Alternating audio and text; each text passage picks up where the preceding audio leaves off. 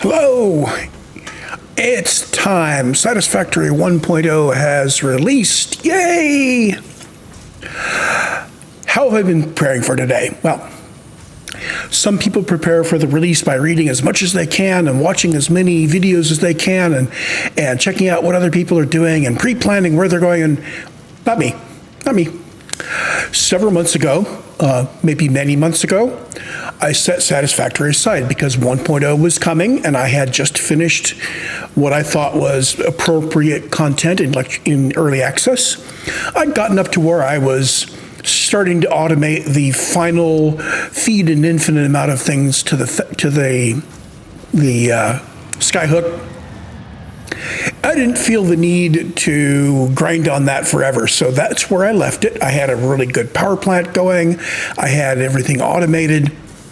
I don't think I really ended up automating all of the parts I needed, but I saw how to do it. I got it planned out. I understood what was happening. It was just a matter of plopping things down, bump, bump, bump, bump, bump. And while that's nice and all, it's nice and chill, I thought that was a good time to leave it. Since then, I've been off doing other things, so I have gradually flushed all the Satisfactory knowledge out of my head to where it's vague information. I no longer am on top of ratios and all that, which is good, because in 1.0, anything could have changed. And I really want to experience this from the start. So I'm coming in as a fresh player. I have deleted all of my old saves because I don't want to accidentally bring up an old factory that's not going to work, and I'm going to wonder why it doesn't work, and I'm going to start diagnosing it, and I'm going to be saying things like, what idiot built this crap? So we're starting from scratch. And I thought, well, maybe there's going to be a new player who sees this, and if I jump right in and skip over a bunch of stuff and I already know things, they'll be going, what? So going to try to keep things going slow. I will start in the grass fields. I have done, everything's on default except one thing. The fauna is passive. Sorry. At some point while you're playing the game, you actually get pretty good at dealing with the fauna. And I got there and it was just an irritation. And I found that if I just set it to passive, it meant that I was interrupted less frequently. I don't like being interrupted because I lose track of what I'm doing. I'm in these games that are partly survival game, partly builder game, I'm more on the builder side. So we are going to make a new session name called Release Day in Green and Grass Fields. This is a single player thing, so I won't be having anybody join me. I won't be having any surprise visits or unsurprised visits. Maybe later I'll play a multiplayer. I may record and stream some stuff that I do with some friends. One of them has already said he's going to host a persistent world. But this playthrough is a solo, newbie friendly. We're going to go in and we're going to try it out. First time pioneers, yay, start game. We are not going to skip anything. That's new. Nice confirm. Yes, you'll be getting my reactions to changes since early access, as well as my reactions to just things that happen in game. Single player, no advanced game settings, no onboarding skip. We're starting in what they call the easiest. Actually, it's not the best place for a new player to start. There's big discussions around that. For a new player, where really is their best experience? But this is where you're guided, so we're going to start here. Besides, I like the grass fields. And here we go.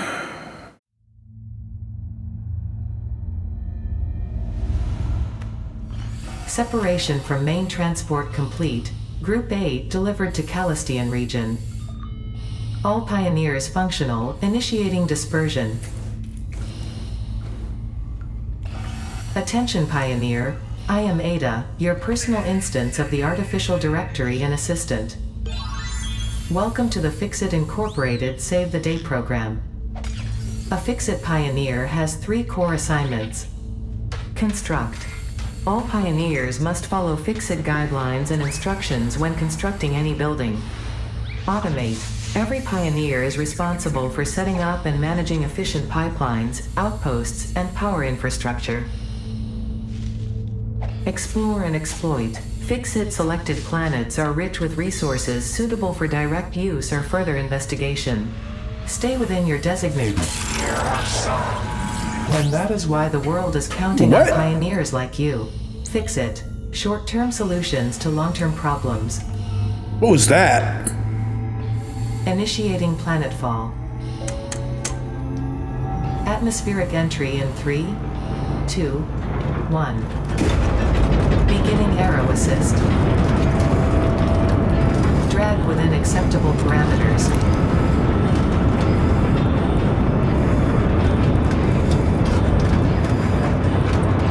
Descent phase begun. Decelerating. Deploying parachute. Deploying backup parachute. Skipping parachute.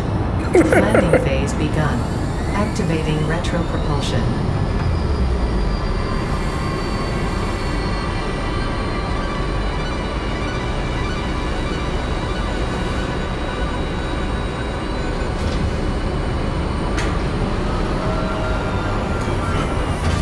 Touchdown. Planetfall complete. Drop pod integrity nominal. Omni-situational exploration suit nominal. Pioneer. Acceptable. Oh. Cruel. Acceptable.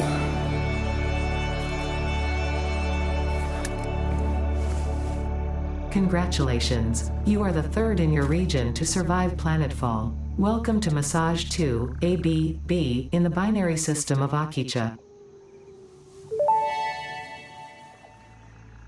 Loading objective-based introduction. Begin onboarding. So, WASD to move. First contact safety tool supplied due to presence of alien megafauna. Adhere to Fixit procedure and equip the Fixit Inc. Xeno Zapper before leaving the drop zone. Okay, so let's see. Press tab to open the inventory. Drag and drop equipment into hands. Next objective. Dismantle the drop pod. Fixit Incorporated is cost-effective and efficient. We do not waste. The drop pod will be recycled to construct the first stage of the habitat and utility base, often referred to as the hub. Okay, so F to enter dismantle mode. And hold left mouse button. Easy peasy. Next objective. Use the resource scanner to find and collect additional iron to be able to build the hub. If you cannot find iron, be assured scans of the planet have revealed sufficient iron sources. So I saw a big flying moth thing go by, and now there's this big elephant whatever thingy. Okay, so resources. V to bring up the resource scanner and select iron. Well, we can select iron and release V to scan. Hey, there's some over there. And over there. And over there. There's some in every direction from here. Well, that's cool. Well, the close ones were this way. So a big old moth thing with looks like a bunch of birds. Press E to pick up leaves. I can do that. Survival game tip. If you can pick up stuff, pick up stuff. So it was kind of over this way.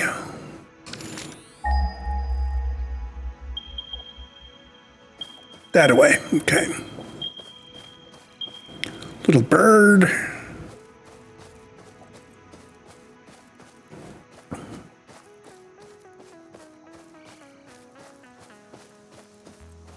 Whoops. Are there nodes that don't require us to jump off a cliff?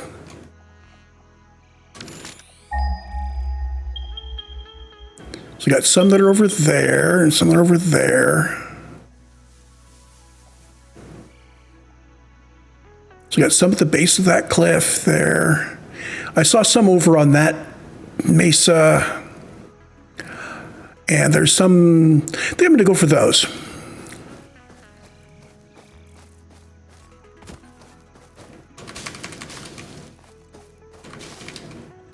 I'm not sure what the leaves are for yet. Well, actually, I do remember what the leaves are for, but the new player coming in, all they would know is they can gather them and they're going to have to survive on this area with what's in our inventory right now. And they've been told to go get some pretty pale berries. Potential edible collected. If consumed before authorized is compatible with the human digestive system by Fixit, the consumer is responsible for any and all consequences. Store this potential resource for later use. Okay, so we need to confirm whether that is actually edible or not before using it. That's called a pale berry.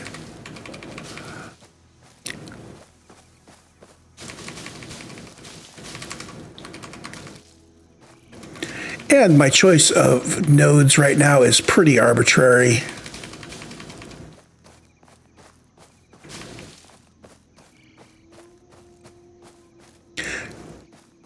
Some people may be thinking, oh, he's just going back to where he's built before. Well, I hate to break it to you, but during early access, 4 years of early access, I think I've built practically everywhere.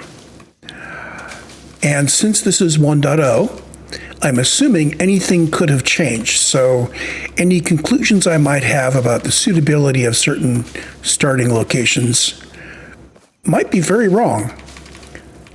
So again, I'm just, big ol' honk of nuts, barrel nuts. Potential edible collected. Eating it and surviving does not count as a valid field test and does not generate enough data for Fixit to make an informed decision. Store this potential resource for later use. Let's pick up a few more. Anyway, so I don't really have a dog in this race on where we're going to start. I just picked somewhere arbitrary, much like a new player would do. This place has interesting trees. It looks like the tree itself grew out of the bowl there, and we've got multiple trunks coming down. Maybe tap roots. Maybe the ground got washed away from under it, or maybe it just pushed its big old node up high as it went.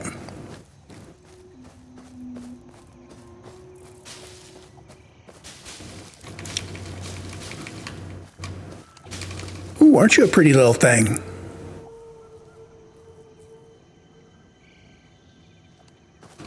Well, I'll be seeing more of you later. No doubt.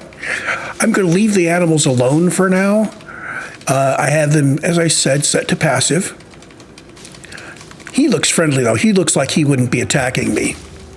But that guy up there, he looks like he'd be attacking me if I didn't have him set to passive. Unauthorized hostility toward Pioneer detected. I thought I set it into, maybe I didn't set it into passive. Maybe I did not set the animals to passive. Running pause. Okay.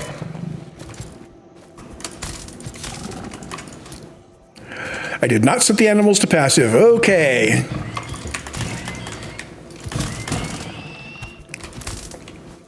So that stuns him briefly. And now he's done.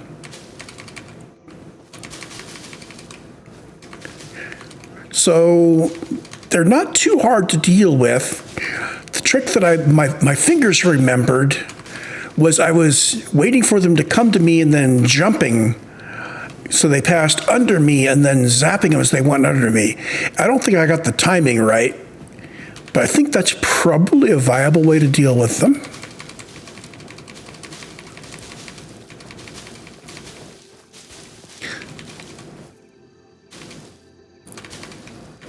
I grab a little bit more of the branches here.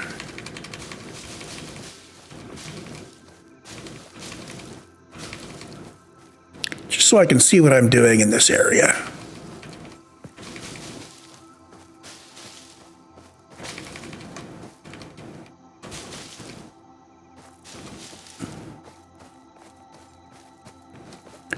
So I think those are iron nodes.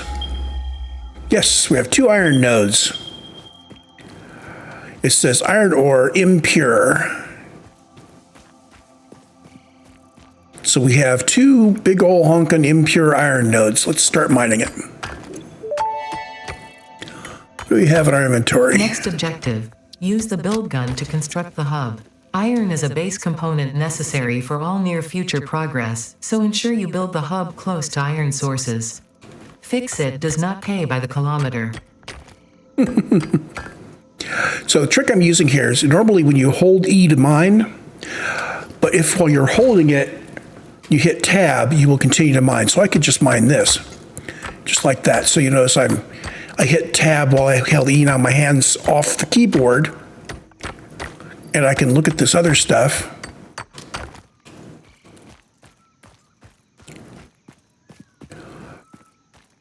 So these are still good sources of iron. I'm not sure how much iron there is or if it's infinite. I'm suspecting it's infinite because that's a lot more fun.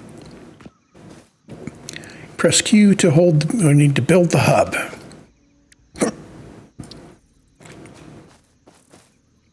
The hub is big. So up at the top, we have a compass. And this way is north.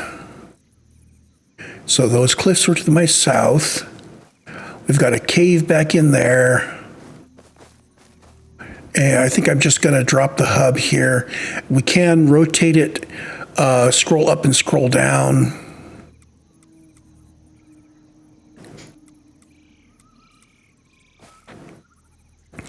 So with factory games, I like to get everything all nice and lined up and straight and on grids so that we can efficiently use the space. Like I said, Fix-It does not pay by the kilometer, but this is not snapping to any kind of a grid, so I'll just put it down here.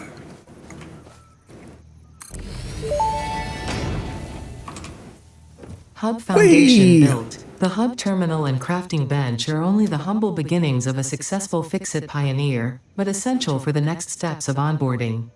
Once finished, the hub will function as your base of operations.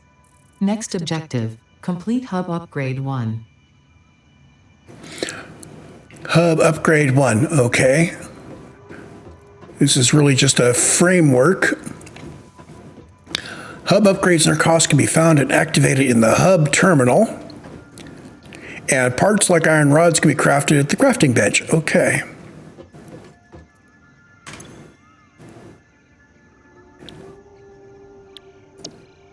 So, no milestone selected. We need to select a milestone. Tier 0. Hub Upgrade 1. The UI feels like it got reworked. Not hugely, but some. Oh, and there's been a lot of additional voice lines that I don't remember hearing before. We need, this is the rewards. So we'll get a workshop, a miner, and a slot, and we need to create 10 iron rods. So iron rods are created from something. And this says at the crafting bench. And in the upper right, there it is, Milestone Hub Upgrade 1, and there's the to-do list. Parts like iron rods can be crafted at the crafting bench.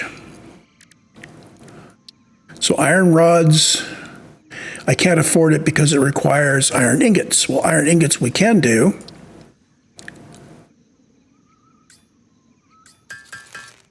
So you hold that down. So a way to craft many of them. Add to-do list.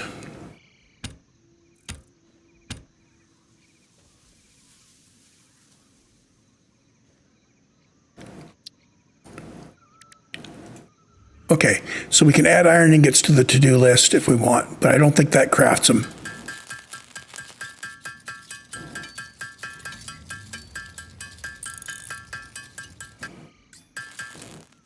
So we now have 10 iron ingots, and we can make 10 iron rods. Notice this quantity went up to 10. That's what I was watching to know when to stop.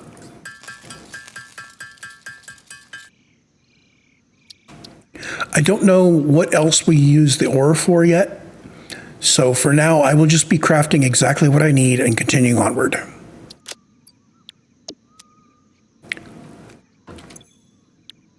Waiting for resources. Have some resources.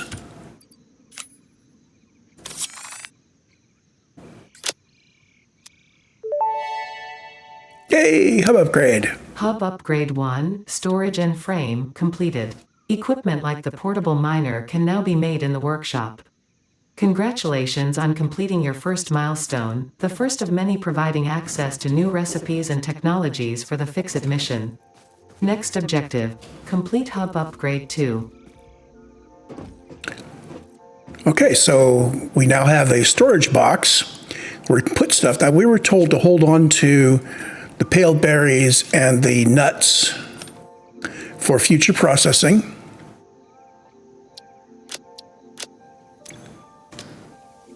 So we'll leave them there. Hub Upgrade 2.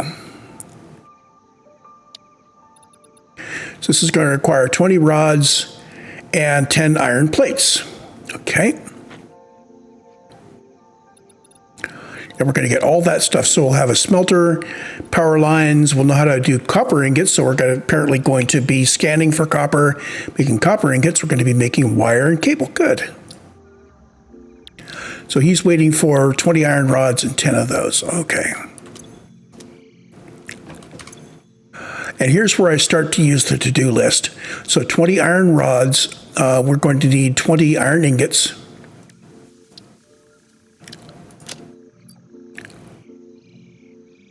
Edit to-do list.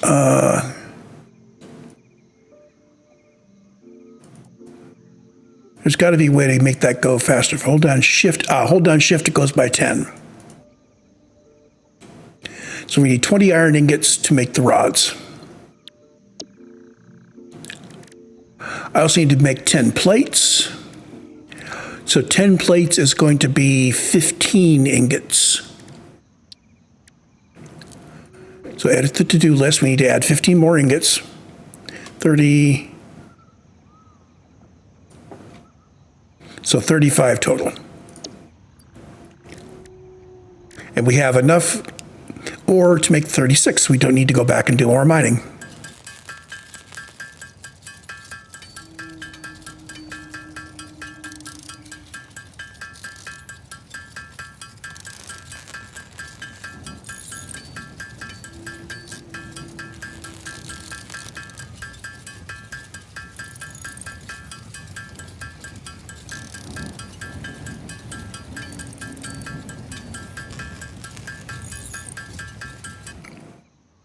So there's all of our ore. I just realized we're working on the upgrade. We didn't really explore what we could build.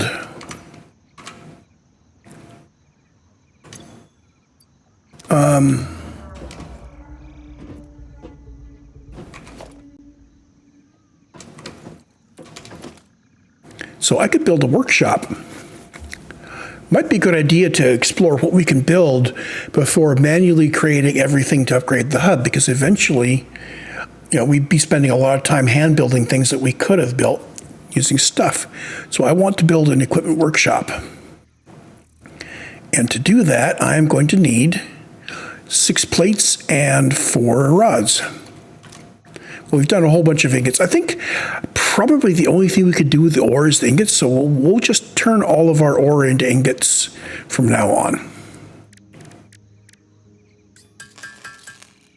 But we can make both plates and rods, so what I need is what was it, 6 plates and 4 iron rods? Yes, 6 plates, 4 iron rods.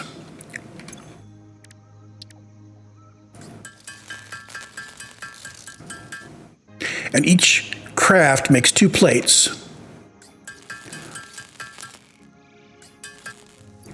So we've got that. And I'm just going to put my equipment workshop out the back here. I think I want to turn it.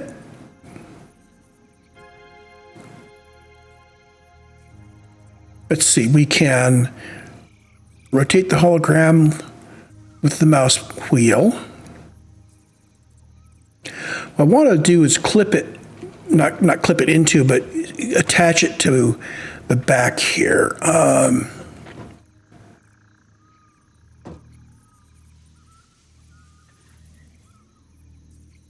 Each is lock hologram. You can lock it in place. Oh, and then nudge it. Up, down, left, right. And cool. Let's unlock it. There also, I believe, is a way to align things. Shift, no, Control. Control shows me boundaries. Alt.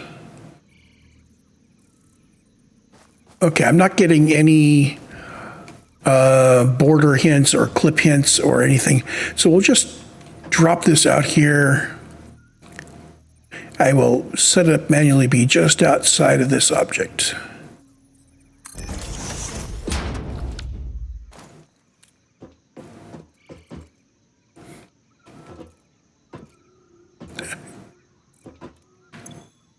So inside here we can build portable miners. Portable miners will mine up ore for us. Well, that would be a great idea. Let's do, how about 4 of them? So 4 of them is going to require 8 iron rods. Let's go get 8 iron rods.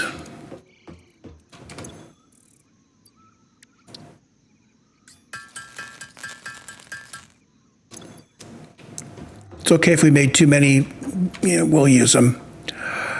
And we also need iron plates, so we need 2 iron plates per, so we need 8 iron plates.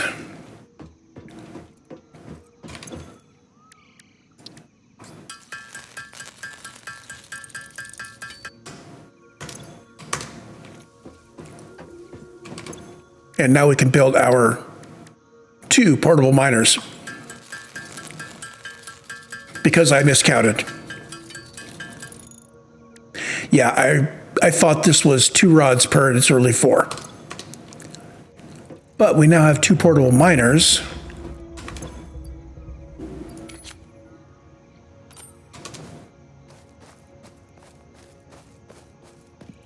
Use scroll up, scroll down to swap between hand equipment.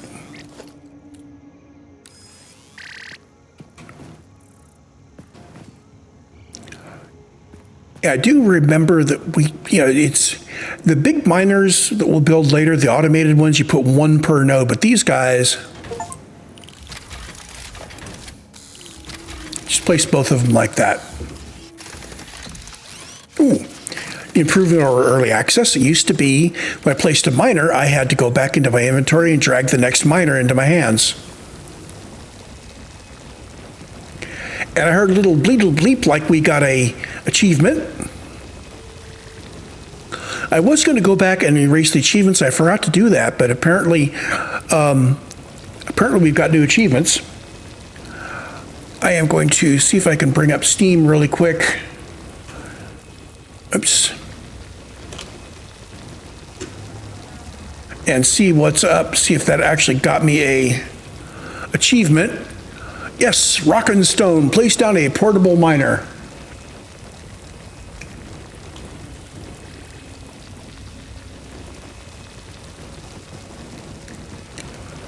So we need to get some ore. Now you can grab all the ore from it, or you can pick up the miner, in which case you get the miner and the ore.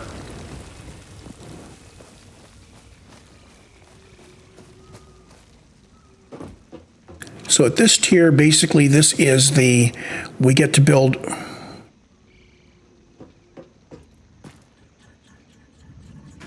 There.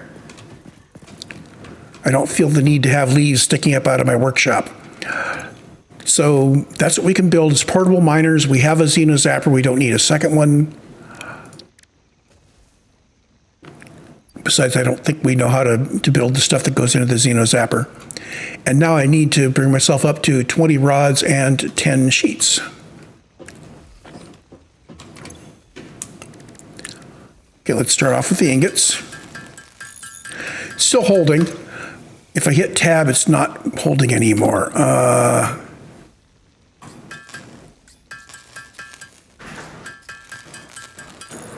just remember there was something about being able to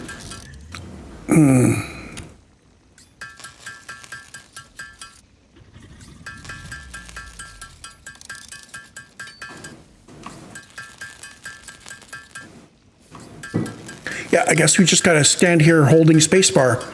It's too bad. I seem to remember that at one point I could just hold it for a certain amount of time and then let go and it would just continue building, but now I guess it's not. So I let go and it stops. Oh, tap it. Okay, that works better. You tap it and it starts and keeps going until it can't do any more. That works. So iron plates, I'm going to need 10 of them. So I'm going to tap it and tap it again to stop, and thing with iron rods.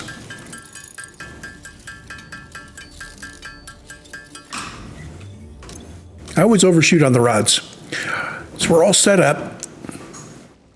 Let's do the upgrade.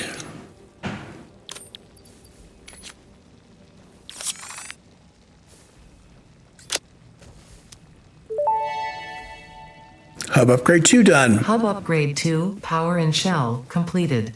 The smelter can turn raw ore such as copper and iron into ingots, and the biomass burner generates power when fueled. Fun fact, most of the native flora and fauna is compatible with Fixit technology. Fueling the biomass burner with inappropriate materials will result in deductions or even cancellation of your yearly bonus. Next objective, complete hub upgrade 3. So we have a biomass burner where we can put in wood or leaves and it will turn out electricity.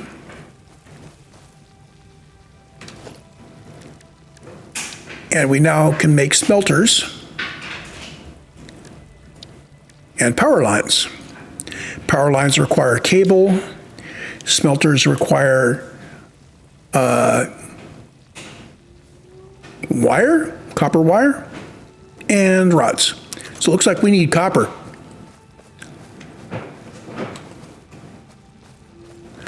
Well, I'm going to make some more of these miners.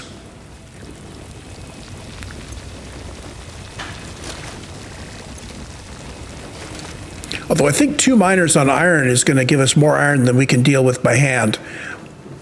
So we will need smelters. Let's make 2 more miners. So I can drop a couple miners on some copper when we find it.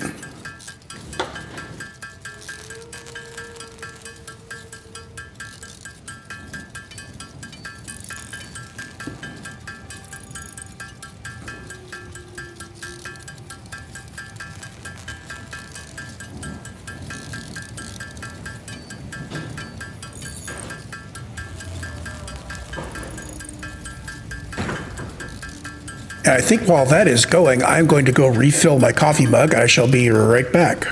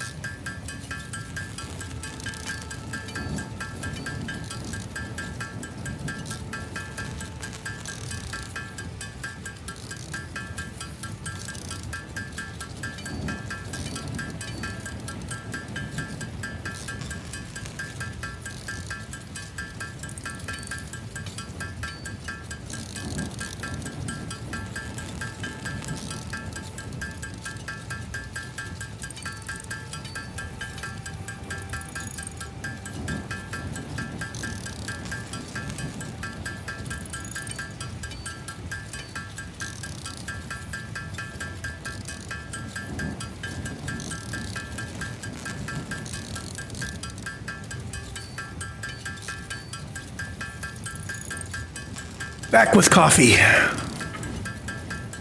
Cheers. And perfect timing. Got me ingots. It's sorted up. Gonna need some plates and some rods. Let's just do a bunch of them.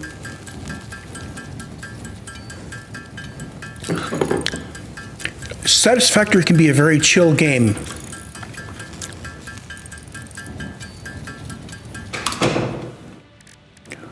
And plates.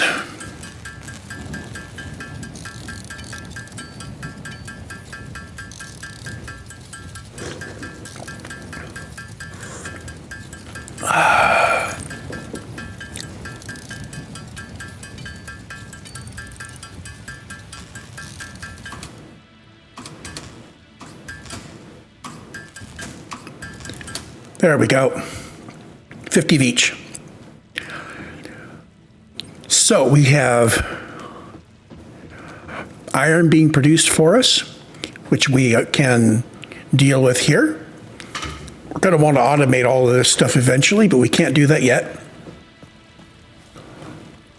Production buildings like the smelter will only function when connected to a power source of the power line. So the smelter is a separate building.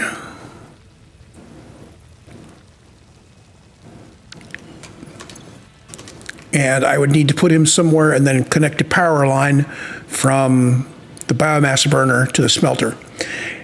And something I remember but hasn't been told here is that everything has a number of connections you can make to it. So for instance, a power pole, you might be able to connect 4 cables to it going in different directions. The biomass burner, you can connect 1 electric cable to it. And the smelter, you can connect 1 cable. So you do 1 cable from here to there, and you can't attach another cable to either one. So your initial layout is going to be the biomass burner and 1 smelter. That's okay.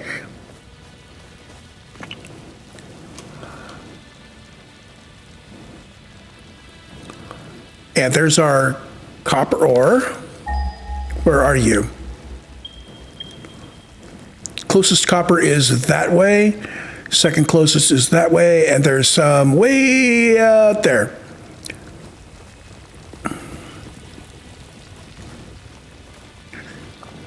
So 100 and that's going to be like beyond that big rock there.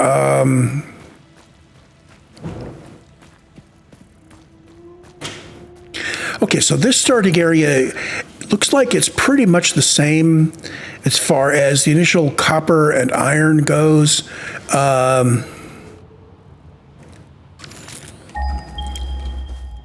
So yeah, we have some more iron nodes over under the cliff there.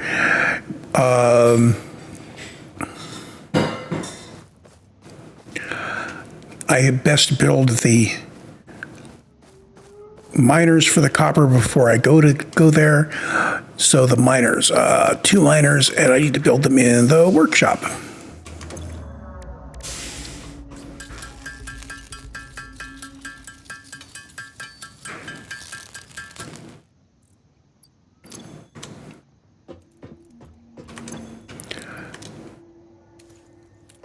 Make sure we have our Xenozapper handy because we're going to go walking for a ways and we might come across some animals.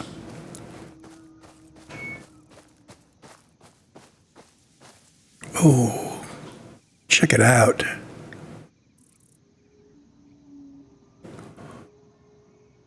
Hold on.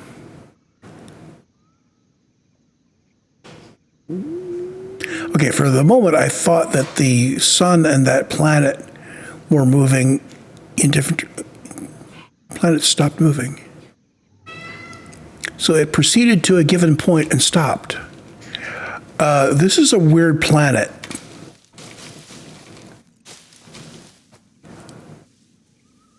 That should be moving across the sky at a constant rate. It was moving before, and now it's still, and now it's near the sun. It's like that just moved into place.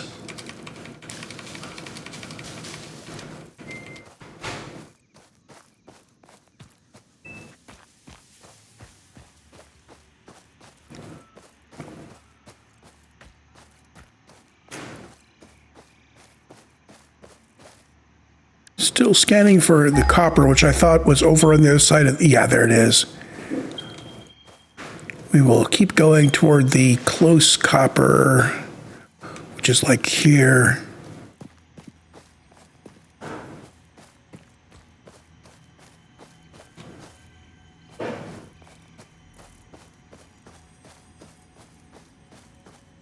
That looks like a big old honking copper node. Yeah, that looks like one of those pig boys. We'll have to stun him and take his copper.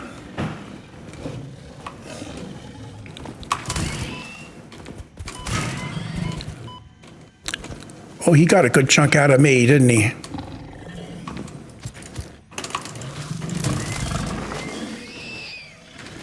Hog remains. Samples of new alien species acquired.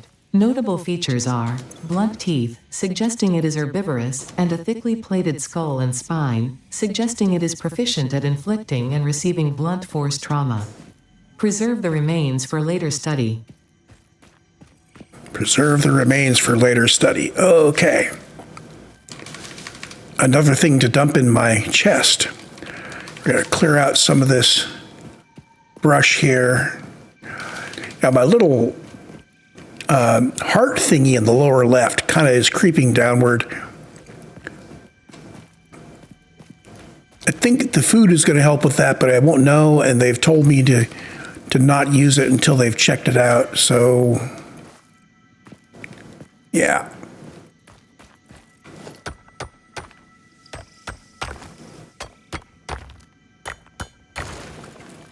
So one thing I'm thinking, I was using the tab dodge. If I just tap E, tab it, just tap it, and it starts and it keeps on going. So now we have some copper, and I'm going to drop down the little miners.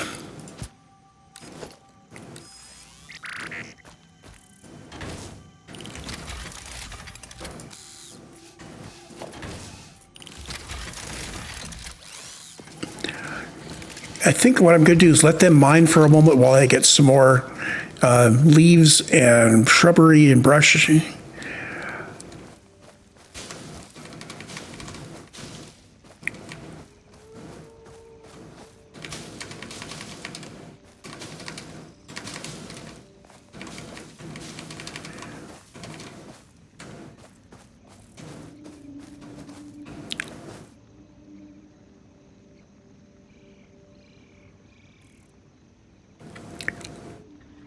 And just, side note, this is a pretty world.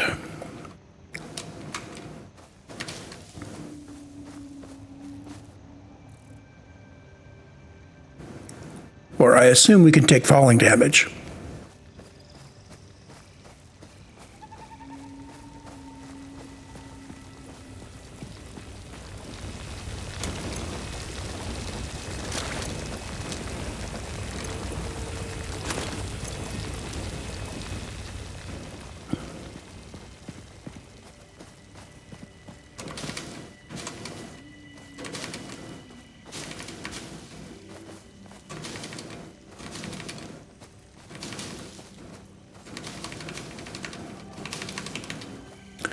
So what have we got?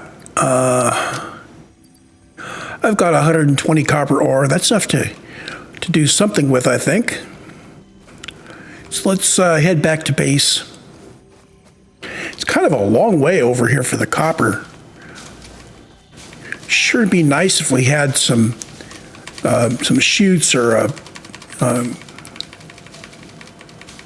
I don't know, some kind of a belt.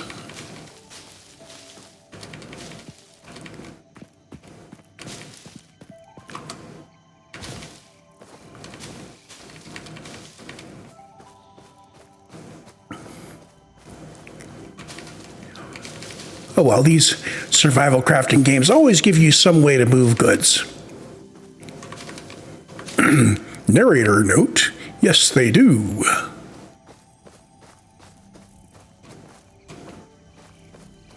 Where's the ramp down? I don't want to be jumping off cliffs.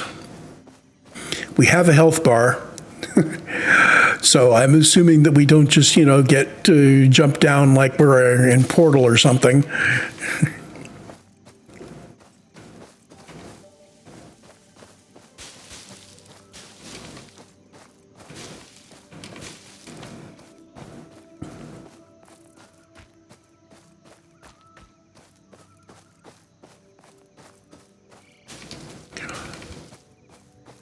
So it's kind of cool that the achievements were cleared when I started the game. I was going to do that manually, but apparently either I am completely forgetting and they didn't have achievements before, I thought they did, or they did have achievements before and they just, zeroed them out when you got to release, which makes sense. Early access is not a time to have all of the game bits in place, so it could be easy to achieve something in early access and difficult to achieve it in the real game.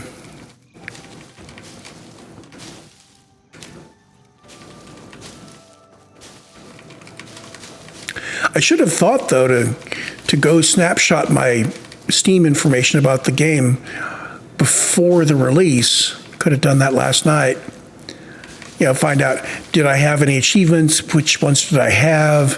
How was I doing relative to other people in the game? In my 1,400 hours of play.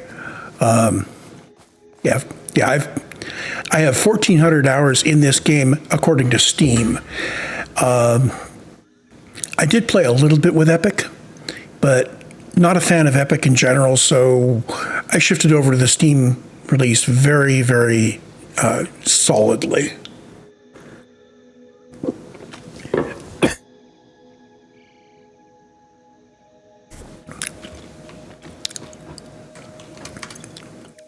Okay, so what can we do here? Copper ingots.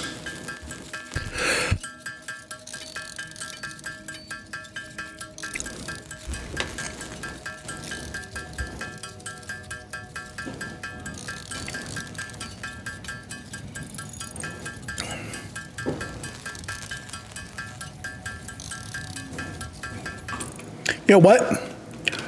We were supposed to build a smelter and smelt it. So let's just do what we need to do to build the smelter before we smelt everything. So we need 8 wire, and we've got the so let's just do the wire. Should have thought of that.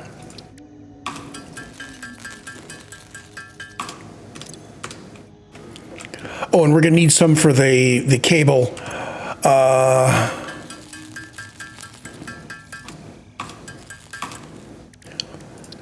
Let's use some cable while we're at it.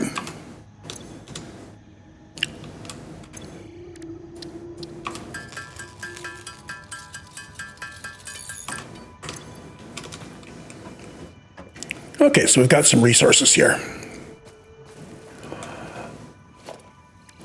Smelter, because we want to be able to smelt our copper. I'm going to keep it nice and close.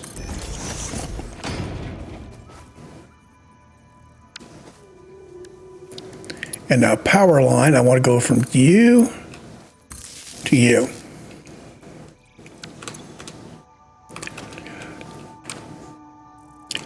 So these blobbies with the circular bits on,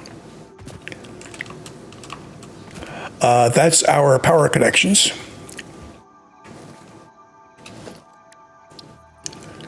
Notice it says no empty power line connections on these guys, so I could not connect from there to anywhere else. Well, let's smelt some ore. We're going to need to put some leaves in here.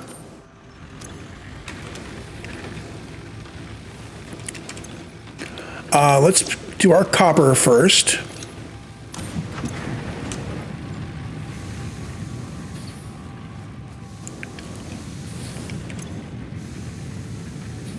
So we loaded a bunch of copper into the input, and it's going to build this up on the output.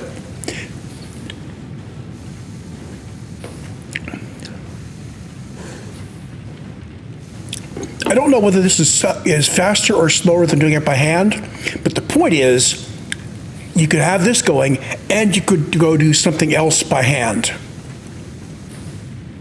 People forget that. People say, oh, but in game X, the automatic machines are only half as fast or a quarter as fast as doing it. Well, you can still do other stuff by hand. Just have the machine doing stuff in the background, keep it fed, and you'll be happy.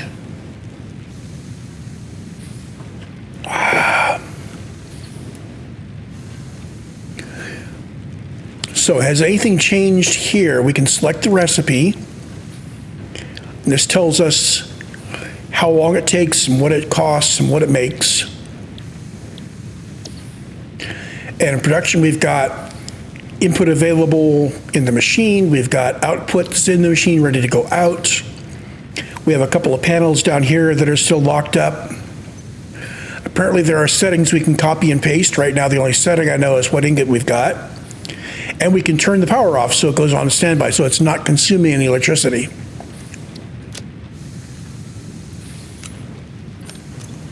Gonna grab the ingots we have so far. Now, what was it I needed to put in here? Well, we need to stash those guys and him.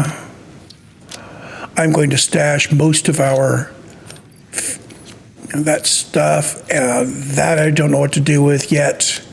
Rest of this we're good with. So apparently the portable miners have a limited capacity. So he's mined 100 ore, and we're just gonna yoink that out.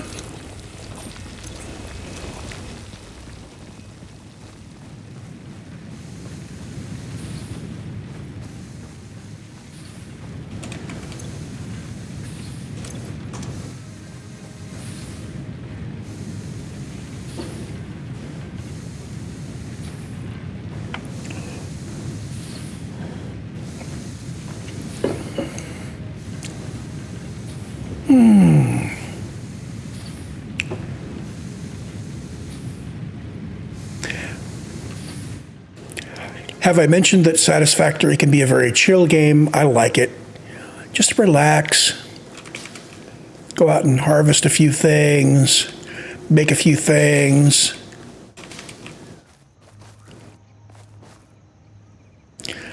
I used to have a name for him. I'm going to call you Fred. P-H-R-E-D, Fred.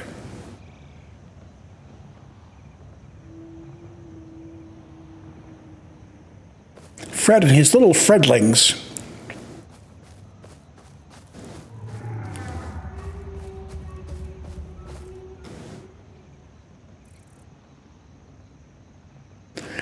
No doubt the player community at some point will coalesce on a name for him that shall not be changed. It may have already happened. Like I said, I haven't been diving into any of the Satisfactory videos for months and months. So he's Fred.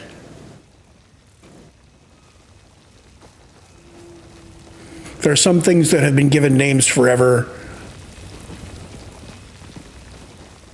Like that elephant thing. Everybody calls him Mr. Bean. I like that. What do we have here? We have iron ore. Let's change our recipe.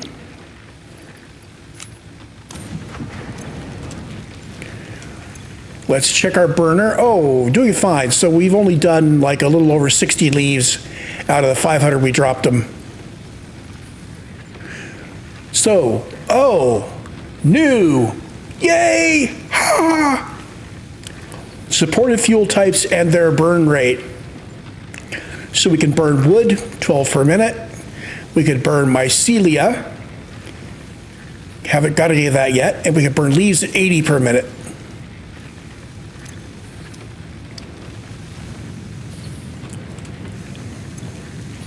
So 80 leaves per minute would be 30 cycles of this.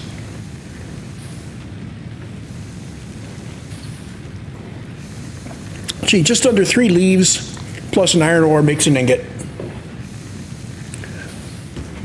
Wow. I would be disappointed in the number of leaves I'm going to have to gather, except we've already gathered a couple of thousand of them, so that wasn't too hard to gather. I also know from prior playthroughs that as you ramp things up, you do get away from burning leaves.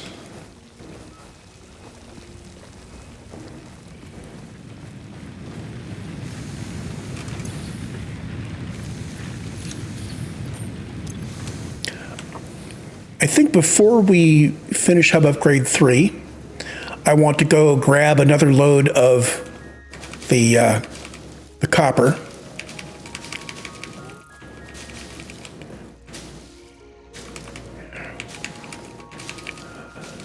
I'm interested in finding out if these leaves regenerate.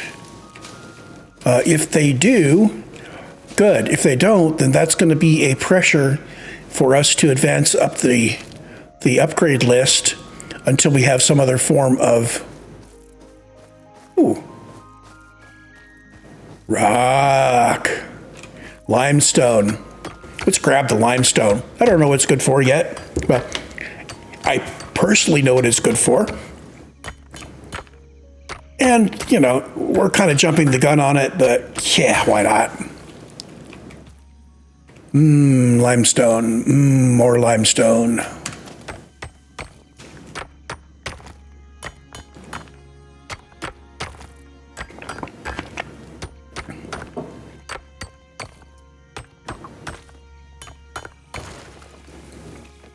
Thing is that I really want my copper miners to be full when I get there. So little detours to pick up some limestone or some leaves on the way.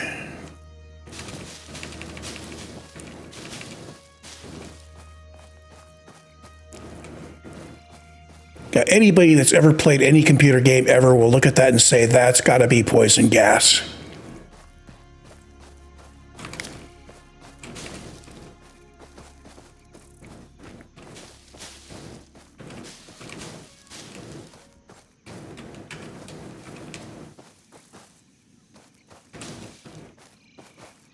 It's coming out of that rock. Ew. Gross green stuff. It looks like my copper miners over there are idle.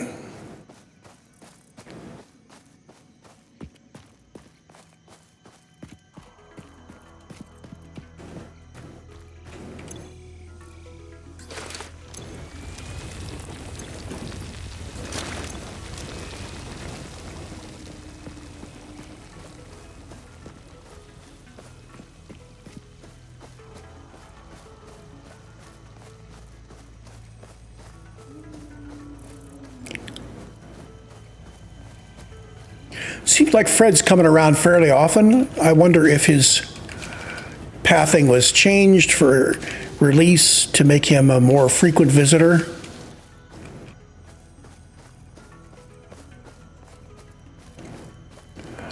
One of my early access bases, I actually noticed he was always pathing in the same place, so I built my base so he flew right through the upper reaches of it.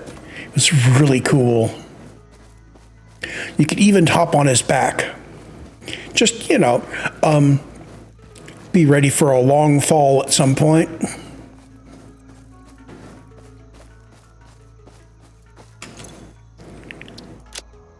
So we pretty much have a full inventory. I will stop by the chest first. He's flashing yellow. Why is he flashing yellow? I'm going to go hit the chest first, and then we're going to find out why he's flashing yellow. I don't need to carry the limestone.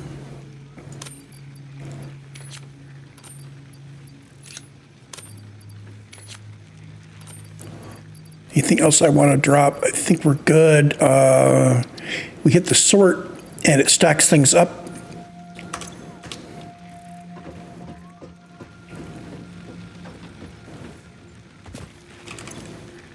He stopped because his output was full. How about that?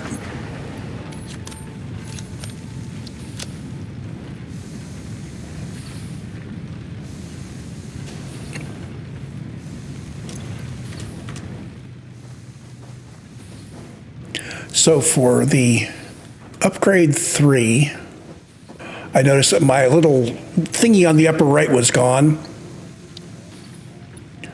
So our milestone now requires 20 iron plate, 20 iron rods, and 20 wire.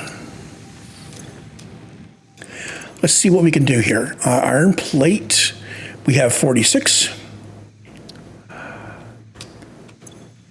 And rods, we have 37. And wire, we have 12. We just need to add some wire and we're ready to go.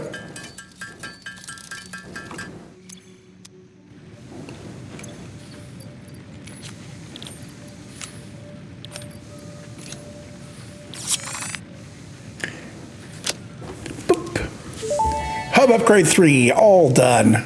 Hub Upgrade 3, Interior Furnishing, completed. The constructor can produce simple parts, and power poles allow for the expansion of the power grid. When you make the inevitable mistake, Fixit's dismantling feature is designed to salvage all resources used during construction, in line with our zero waste policy. We understand that Fixit pioneers are only human, and thus prone to error. Next objective, complete Hub Upgrade 4. Okay, so power poles. That allows us to use one burner to power multiple machines. Production buildings like the constructor. Let's see here. Well, there's power pole. So power poles are going to require concrete. We have a constructor, crafts one part into another part. It requires iron plates and cable. That's iron plate, not iron sheet.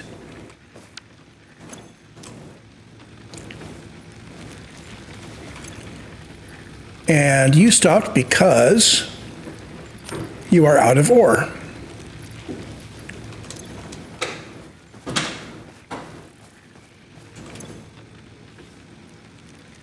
Okay, so we are going to change you to copper. And I'm going to dump some copper ore in.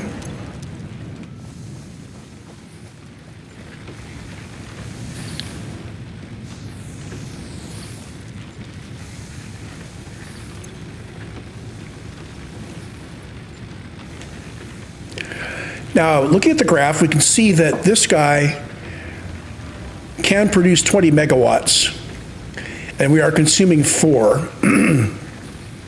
So we can start building a bigger factory here. In fact, I'm going to do that.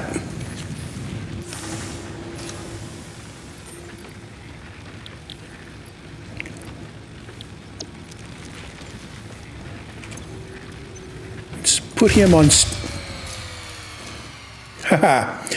If you have less generation than you have consumption on a grid, it will do that. You just heard complete shutdown of the power grid. And boom, notice our gray line here, which is capacity, went to 0. And we were consuming some, so yeah, production paused. But that's what I did. I switched it off, right? So I switched it off down here. The power grid itself has this breaker that you can reset anytime that's happened, and it will allow things to go again. Before we do, I'm going to lay some things out. Oh, character customization. Well, that's completely new. So helmet.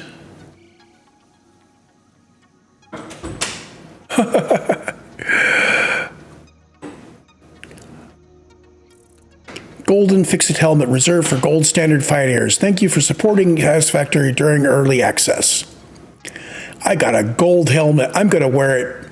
I'm going to wear it with pride because I helped out during early access. I even reported bugs. Build gun, standard or camo.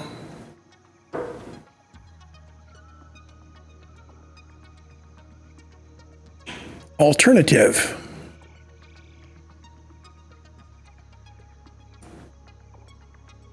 Half and half. I don't know what the differences are here. Striped. Okay, so yeah, if they've got stuff for, thank you for doing early access, I'm going to use it. See, trinkets. wrench trinket. Oh, this is the tag on the end of the thingy. That's that cool S we used to draw in 7th grade. Huh. Okay, golden nut. Yeah, so we're going to do the whole, golden thing. So the primary color preset is this. Fix it primary, fix it secondary, foundation second primary, concrete primary, Pioneer overalls. Okay. So normally it's fix it primary. This looks like fix it secondary. And Pioneer overalls. Okay. I could change all that stuff, but I'm not going to. Cool. A little bit of customization there. So how do I see myself in third person? Options, key bindings.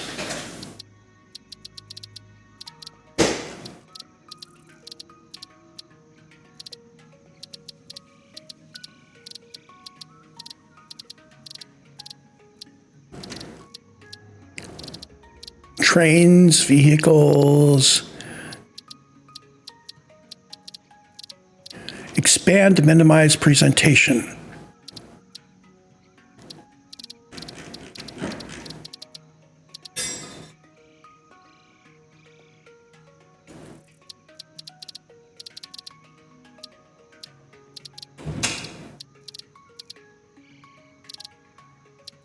Going through this a little slower this time.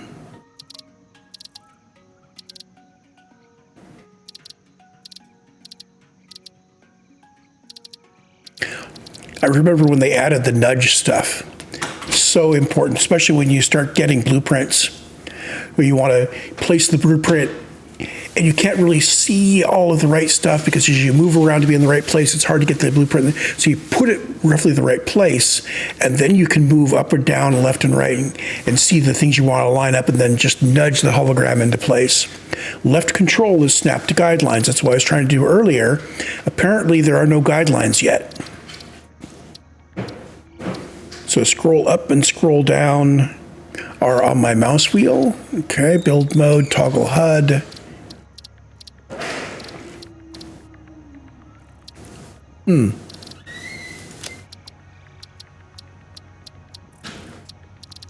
So I was hoping for like a selfie mode where I could fire a camera off and get a picture of me in front of something doing a thumbs up. I don't know.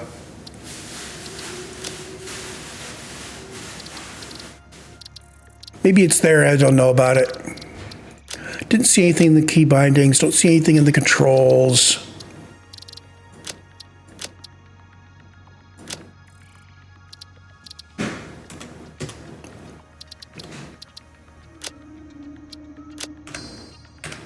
Anyway, but we now have two beds. There's one of us here, and we got two beds. We've got lockers where you can customize. We've got a little kitchen area. Apparently you can throw stuff down the toilet. Cool. I wonder if that's a way to get rid of nuclear waste. I would be very, very surprised if they let us do that. There's a challenge later in game. You start getting some pretty nasty materials to deal with, and if you could just erase them from the game, it'd trivialize it. Although I don't know, it's kind of a weird challenge. Maybe that first hog that I made dead.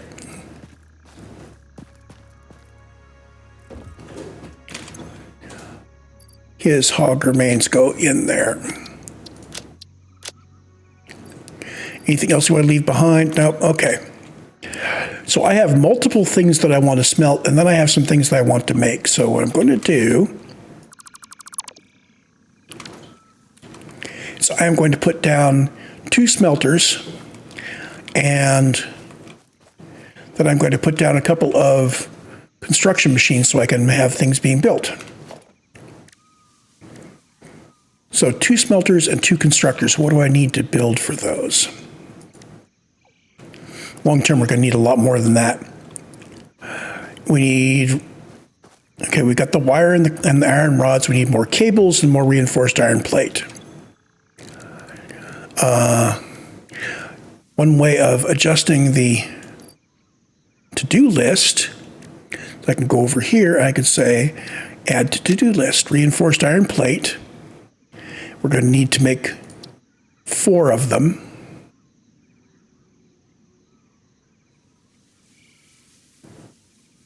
Okay. You know, so it demands screws.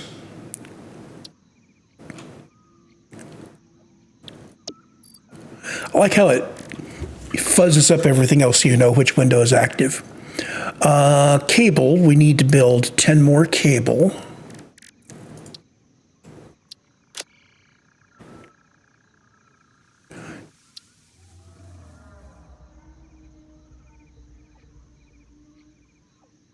So by putting this in,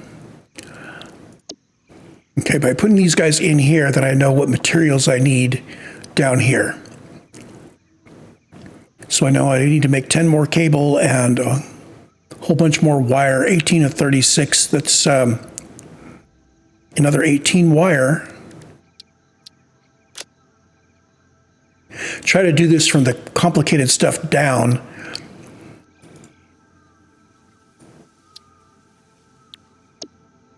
So for instance, the cable required wire, so I wanted to set up the to-do for the cable first and then do the wire so that it would come up with the appropriate quantity here. Screws, we need 48.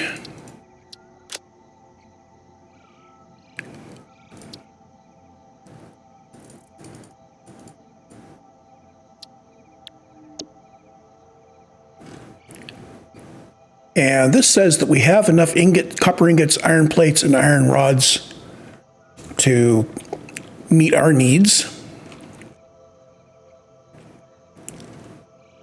As long as I don't overshoot, we're good. So now we're going to start with the simple stuff and work upwards. Reinforced iron plate's going to be like the last thing.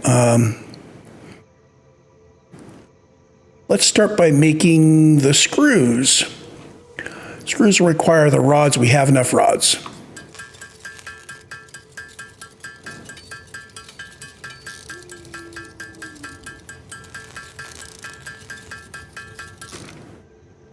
There.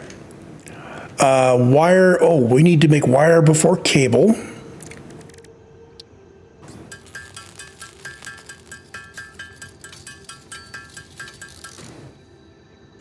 Now we can make the cable.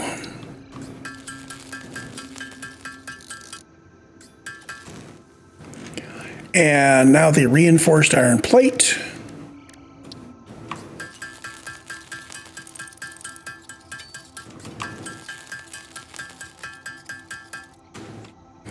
And that means that we now have enough materials to make the smelter and the constructor. 2 of each. I'm going to place the constructors first because I remember that they are a little wider.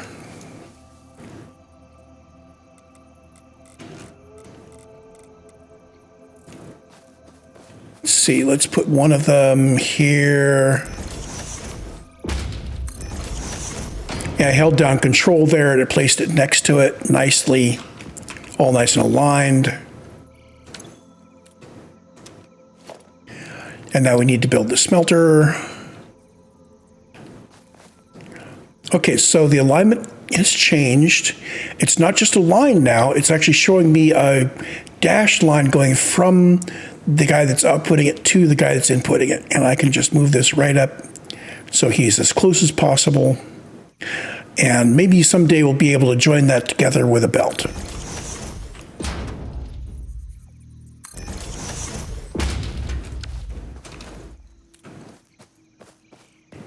So these guys are all set. I have 4 things to power, and I have 1 thing to power them. So that's 5 connections total. power pole can connect to 4 things, I believe. But we need to make some power poles. I'm going to make 3 of them to begin with. And for that, we're going to need some wire, some rods, and some concrete. That's why I got those out. So let's see, concrete. Not a lot, I can make some more of that. And wire.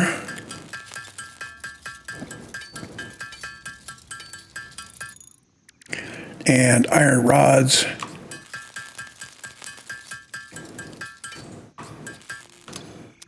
Overbuilding is not a bad thing. So let's see. It's good to keep your power grid a little bit organized. So if I tuck this exactly on that corner there,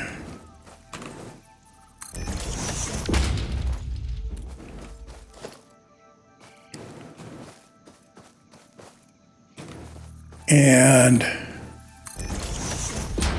I like to have a pole right outside this one.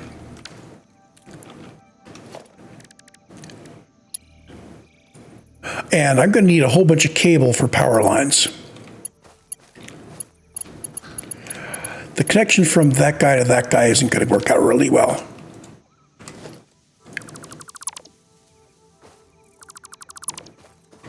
Let's put it somewhere it will work through.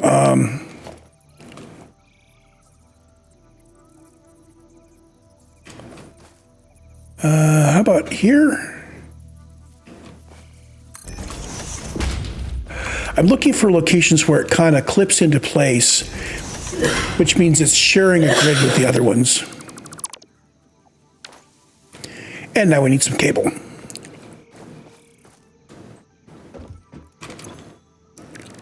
Oop-a-doop. Let's make a bunch of wire.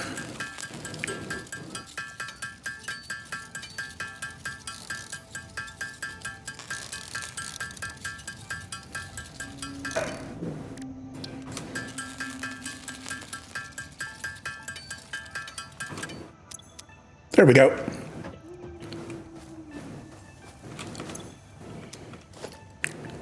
And power line from there to there. This way we can take this power out elsewhere if we want to.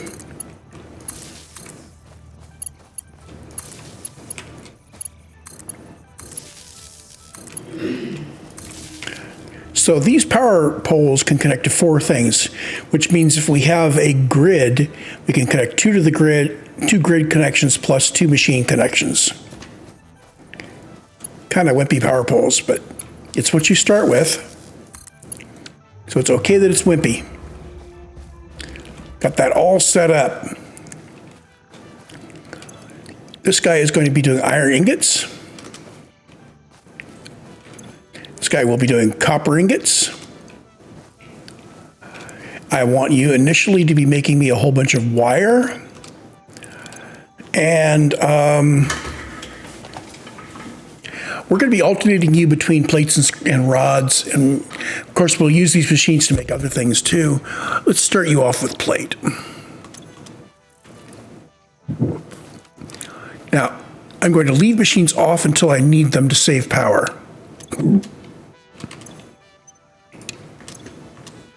I don't know if this makes a difference or not.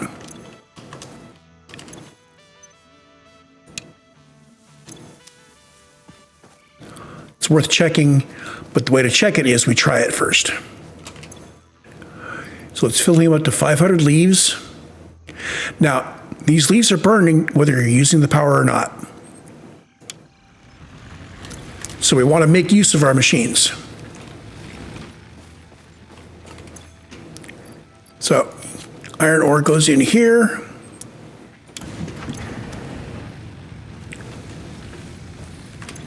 And this says we are currently using 4.3 megawatts.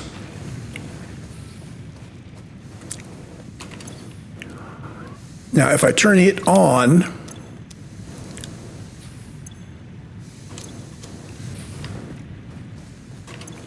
we're still only using 4.3. So if he doesn't have anything to do, he doesn't draw power. So that's going to simplify things for us.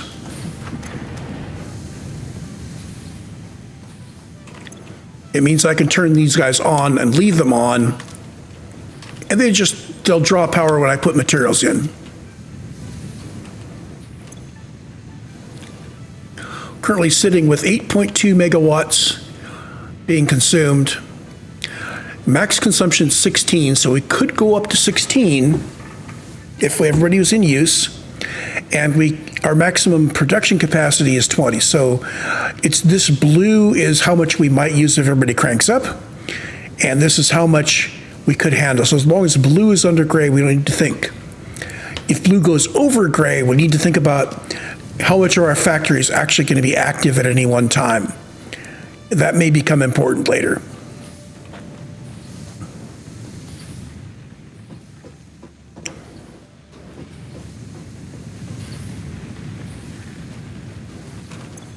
So iron. We currently have 164. Iron plate is 3-2, and rods are 2-1. So I'll just do 100 iron plates, 100 ingots into iron plates to begin with.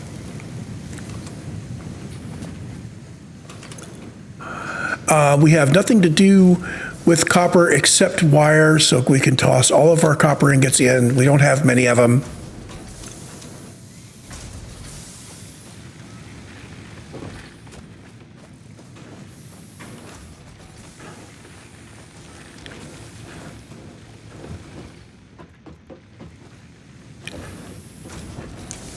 Hey, we have a factory. Completely unautomated. I mean, the machines are going to turn out stuff, but we have to move it all by hand. But hey, it's working. So what do we need to do to get to the next hub upgrade? Next hub upgrade requires some plates, some cables, and some concrete. We haven't gone out to get concrete yet. I just brought some back by hand. And that will get us conveyor belts and poles and inventory slots. Oh, we'll be able to connect up our machines so we don't need to move stuff from the smelters into those.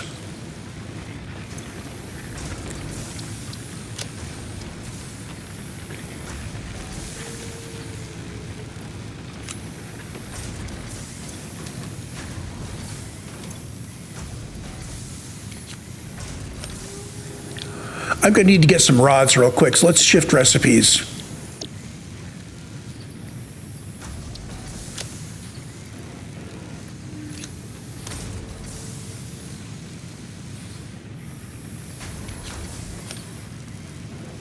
Can I? Yeah, there we go.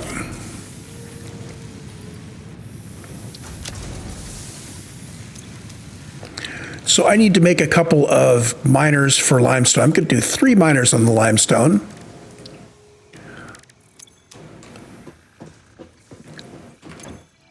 Portable miner, I have enough stuff to make 2.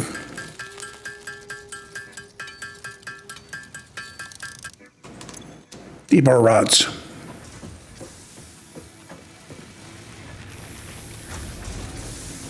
Notice that I can adjust take the inputs and the outputs from here.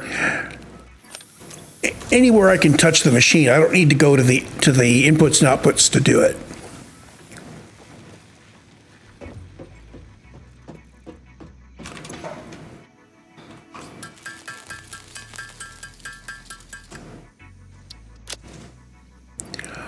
And the portable miners stack, they didn't used to. So if you made 8 portable miners, it used up 8 of your inventory slots.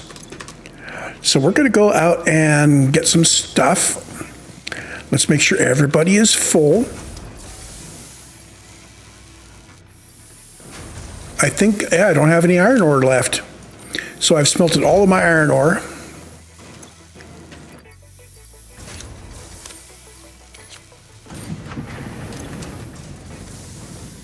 We know what to do about that.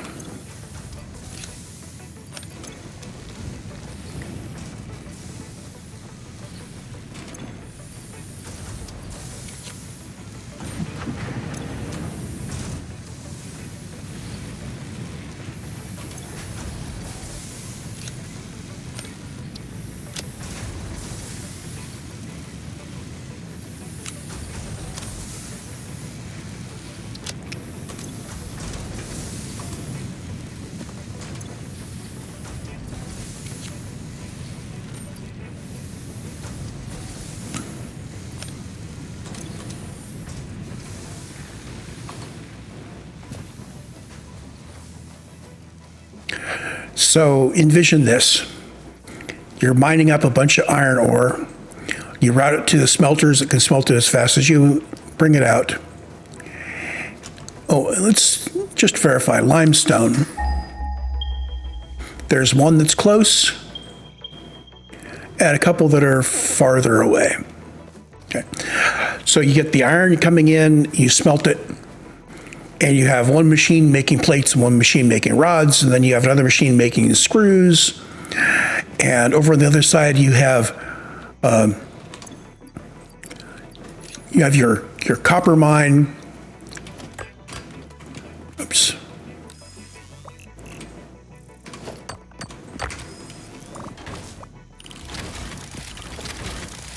I do 3 of those because it takes 3 limestone rocks to make a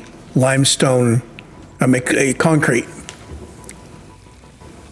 If you're always time picking up 200, it doesn't come out even.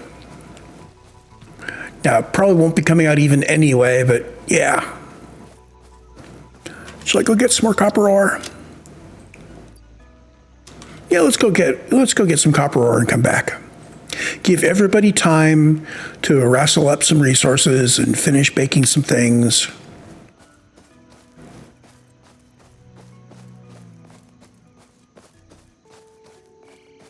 So you chill out in game at each of these stages and explore what it's got available to you, and then there's something up there. There's definitely something up there.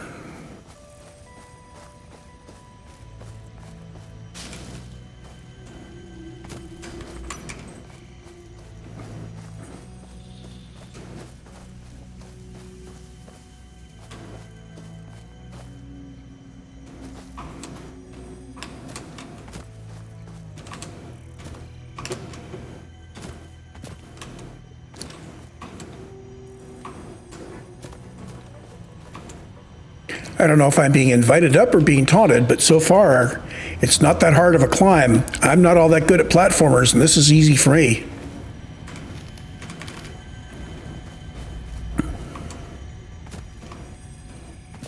Kind of an ominous humming up here.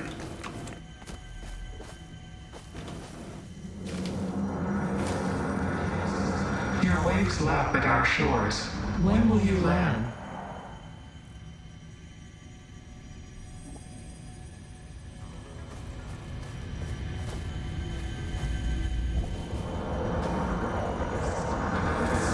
Harvest. Wow.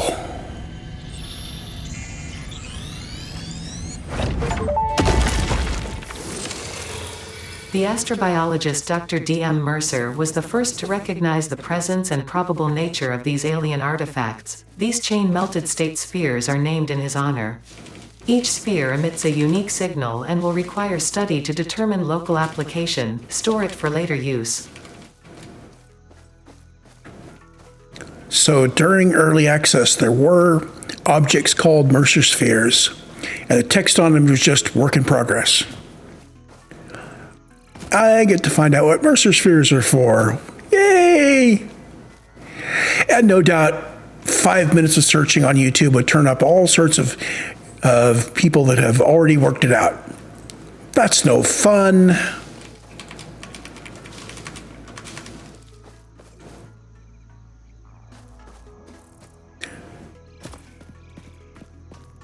So let's grab our load of copper.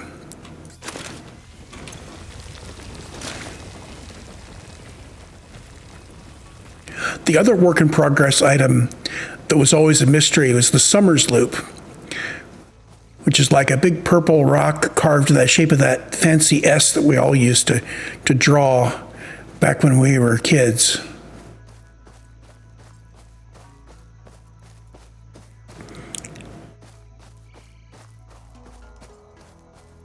And the little glowing things, oh, you'll see what those are for. We used those during early access, so we know what they are for.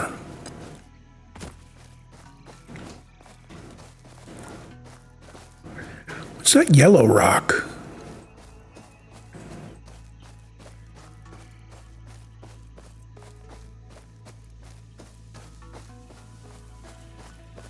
Sulfur. Cool, let's grab some of that. Unknown chemical element collected. This non-metallic and multivalent element seems to be present only in a solid state and exhibits a most pungent smell. It is fortunate fix-it helmets are of such high quality. Store this potential resource for later use. Oh, pretty. And it's in motion. See how fast the skybox is moving right now?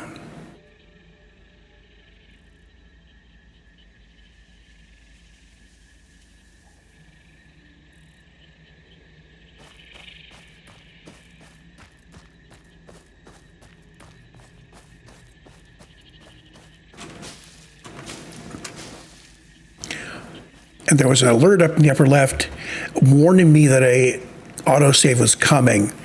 They added that because people were getting surprised by autosaves, and it was causing, the game would pause during the autosave. Happens when things get big. And, well, hello there, little guy.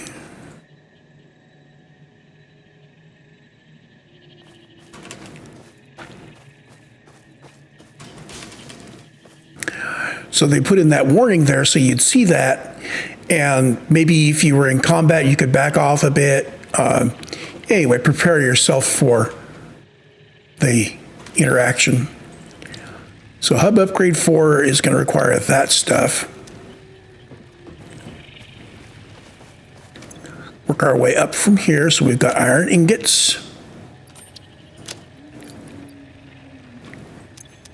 So you drop the stuff in the box first, so we have some room.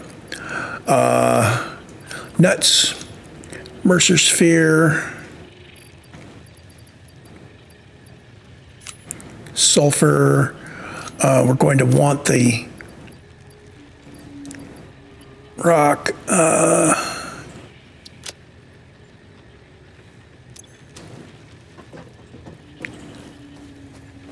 So we want to continue smelting any ores. Let's put another, well, do I want to put another 100? I don't know if I want to put another 100 in yet. I think we need to get another batch of copper done.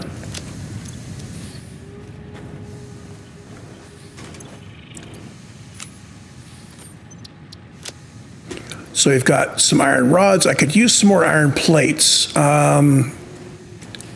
Let's just do a half batch of that. Iron plate, 3 to 2. Let's put in 100.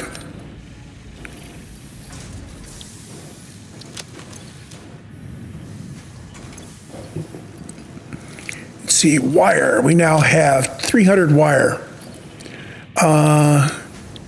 Let's make some of that into cable. Let me do half of that into cable.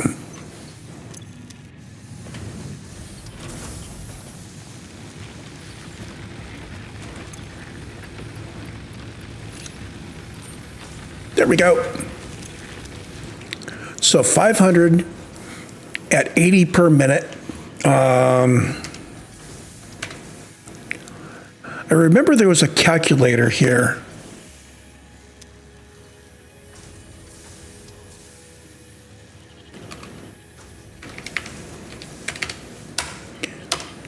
So there. If you go into quick search, you type a equation, it'll do it. So one stack of leaves is going to run our base for about 6.25 minutes. So we could go out for 5 minutes at a time right now.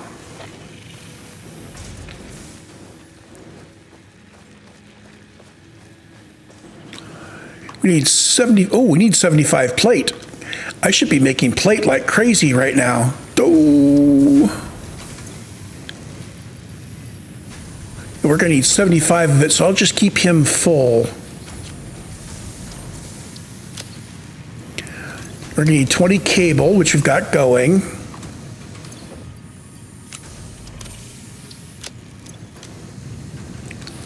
I'm going to repurpose you for the moment. You're going to be making concrete.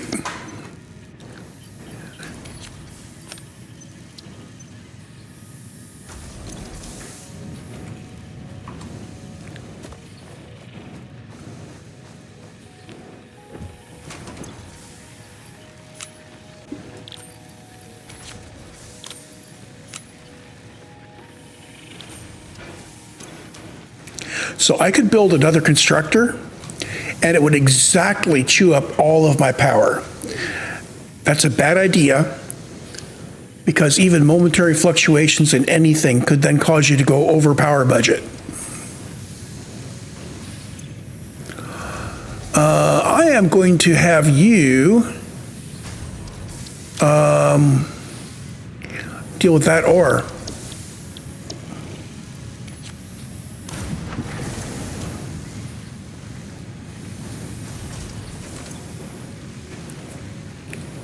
So see, if our actual production and consumption were up here, if there was any sort of error at all anywhere, if anybody used a little bit extra power or produced a little less than normal,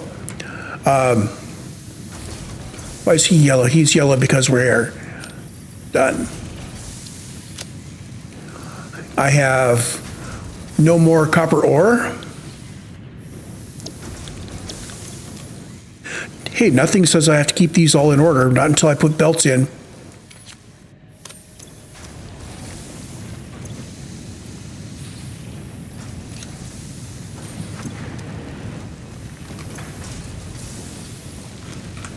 So I want to run out and get another couple of stacks of copper ore, and I'll grab a couple stacks of, well, 3 stacks of limestone on the way back.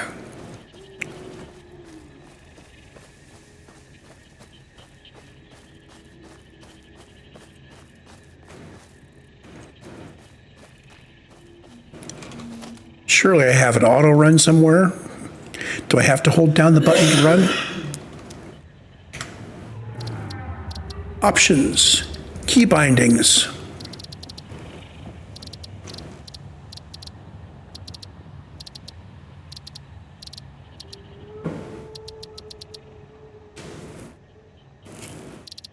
I guess you just have to hold down the button to run.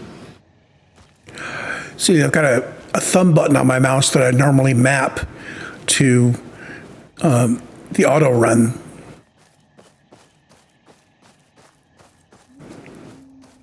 Now, I could map that button to run forward, but that would mean that I would be all the time pressing on that button with my right thumb. And that's a good way to hurt your thumb.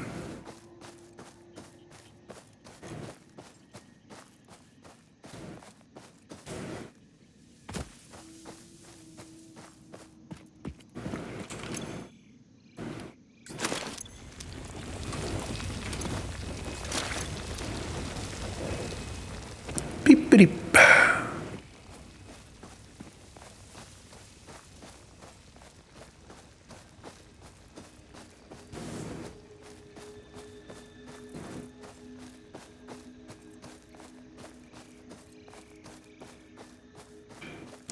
So up at the top, we do have that compass to keep us oriented. So we're heading west and south, and there's a little marker for the hub on there, so we can always know which direction to go. Well, if we could fly, we know which direction to go. We just know what direction it's in. You still don't want to get lost.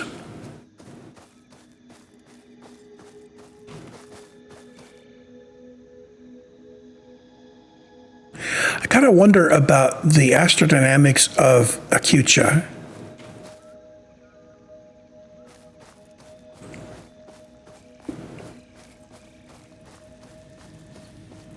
Oops, forgot to grab limestone. Oh.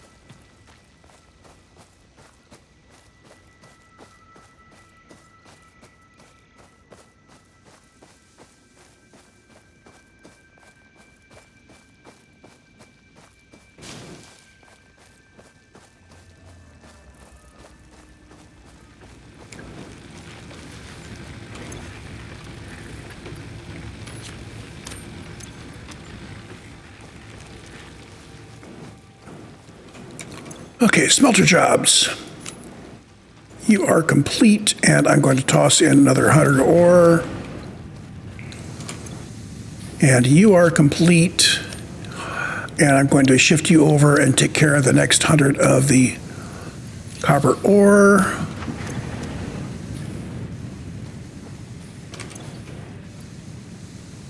And you are complete. I now have more plates.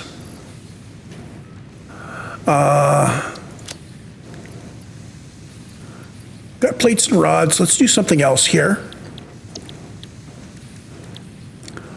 Maybe some screws. Yeah,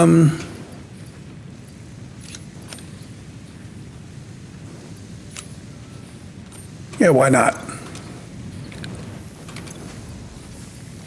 And we have the concrete here.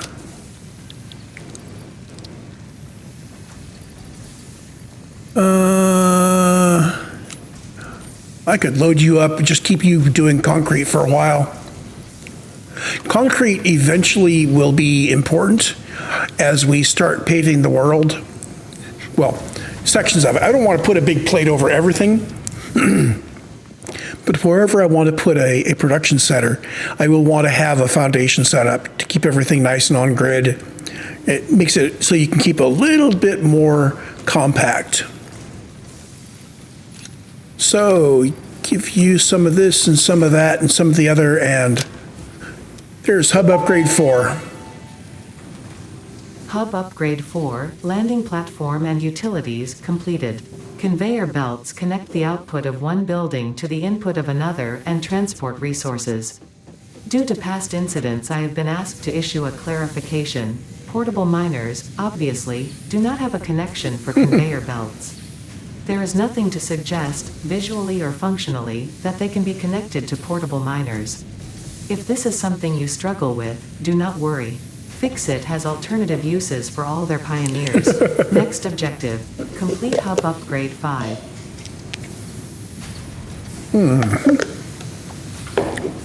So, with belts, I can set these up as pairs so that we're smelting something and doing something with it. What have we got here? So it's added with conveyor belts and the poles that hold them up. So this would mean I could do iron ore coming in here and being processed here into plates or whatever. In fact, yeah, let's do that. I'm going to shut everybody down. Easiest way is to select something different that gets you all of their inputs and outputs back.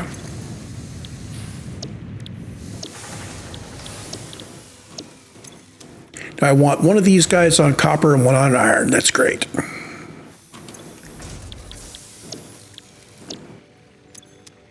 So if this guy is going to be doing iron, I want to pick something to make out of the iron. So we have some plates, we have some rods. I'm going to set this to plates. So we just do a whole bunch more plates for a while. And now I'm going to put a conveyor belt from you to you. This guy's going to be doing copper. And copper, I know I can make into wire.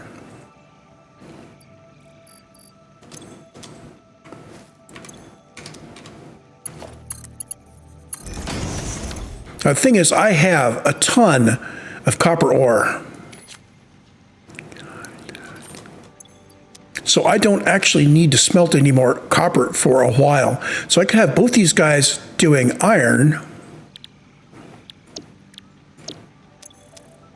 And that would mean this guy making plates and this guy making rods.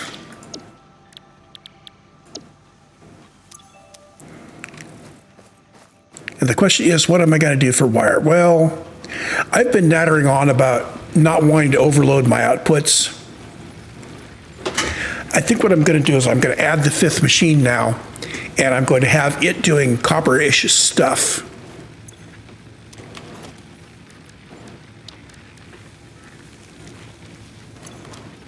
And we can see that I do need to make some more reinforced iron plate.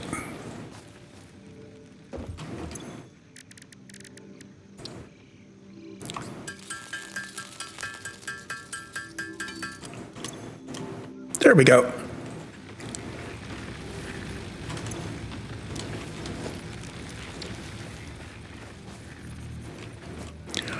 Let's see, did I put this in the right place? Close enough. Because we didn't have foundations, I wasn't sure about where to put things on the grid. And actually, this is closer than I would have liked.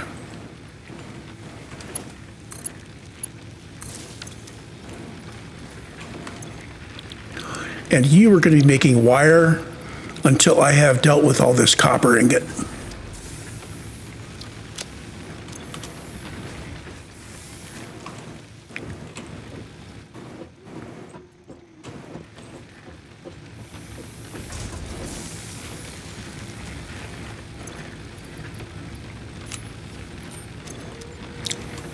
Next time out, I need to bring back a whole bunch of oh, wait a minute. I have some in my box. I have some in my box.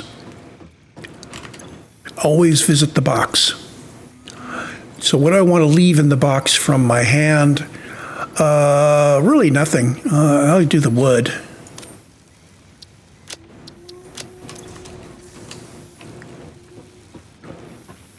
So these two guys need some iron coming in. Do I have iron ingots? I have some iron ingots I really should split up between these two machines first. So I'm going to give you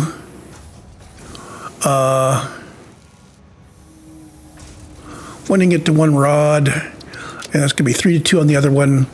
I'll tell you what, I'll put 50 in there, put 100 in there.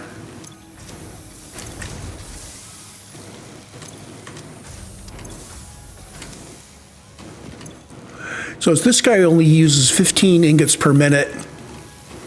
This guy uses 30 per minute.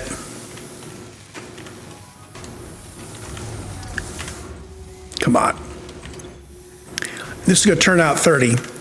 So one of these smelters could feed 2 machines doing rods.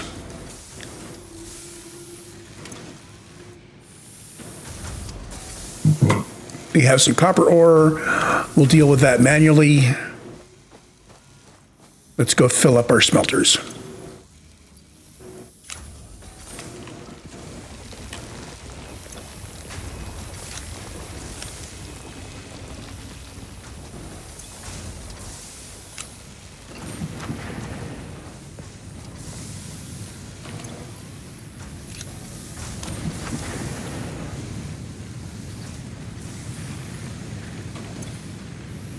There we go. So now we're in this state that I have been nervous about, where our current consumption is exactly equal to our current production. There were times when there would be rounding errors. So yeah, there were times, well, let's put it this way. There were times when this configuration sometimes would shut down on me for no reason I could understand. And I was thinking about it, and yeah, at release, I should try this again. And so far, so good.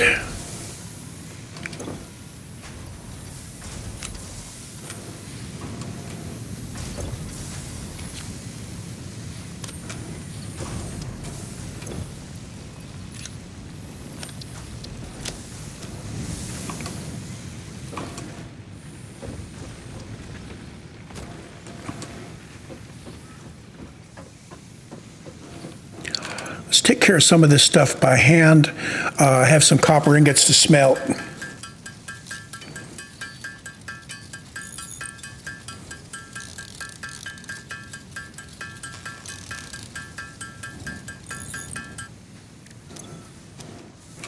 There. I could do a little bit more concrete. It would get me another slot. Mainly this is to pack up my inventory a little bit so I have some slots available.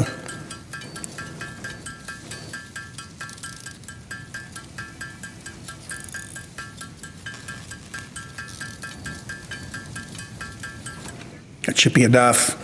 If I turn some copper into wire manually, we'll get rid of one of those stacks. That's good. We now have decent quantities of a variety of things. What is our current upgrade? We require rods, cable, and concrete.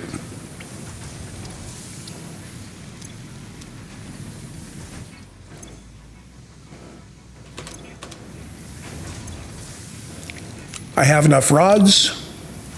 I need a lot more cable. So mainly, we're just waiting on cable now.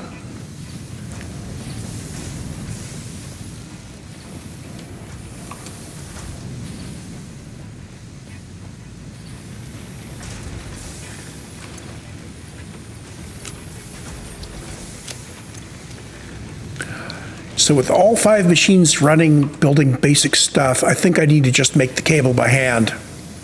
So we're going to need about 19 more cable.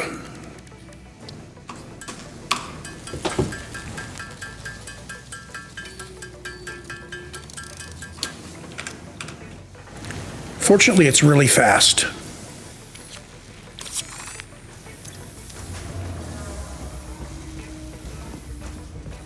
Okay, these guys are now yellow status.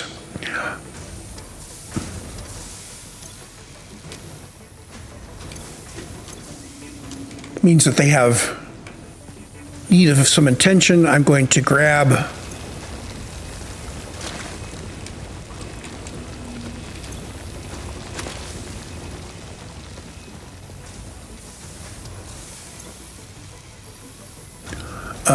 let's put 60 in the one on the right.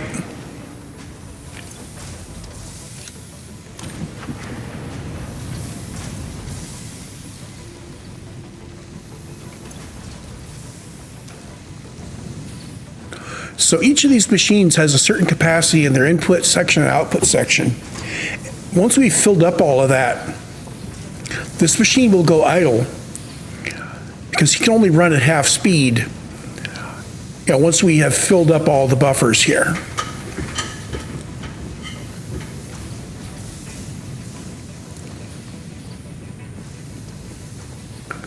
Upgrade 5.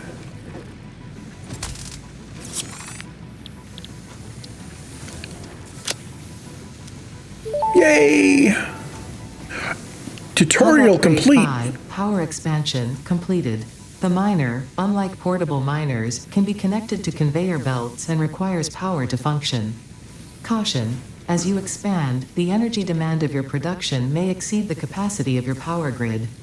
The onboarding program was established because Fix-It pioneers often experience memory issues after planetfall. If you are experiencing nosebleeds, nausea, existentialism, or an itchy scalp, there is no need for concern. This should pass within 5 to 7 workdays. Next objective, complete hub upgrade 6. So she said tutorial complete, but we're still upgrading the hub. So let's see, ensure resource nodes are clear of clutter. And multiple biomass burners can be connected to the same power grid to increase capacity.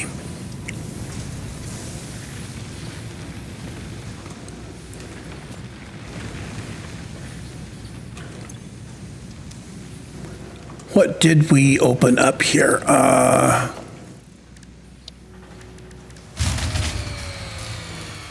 We have new miners.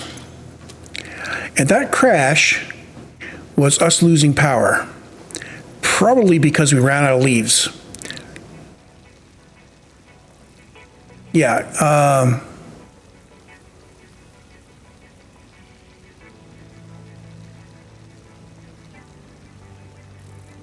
Yeah, see, we were only using 16 out of the 20, and here our generator fell off, which means we just ran out of fuel. That's fine, because we now have 2 of those guys.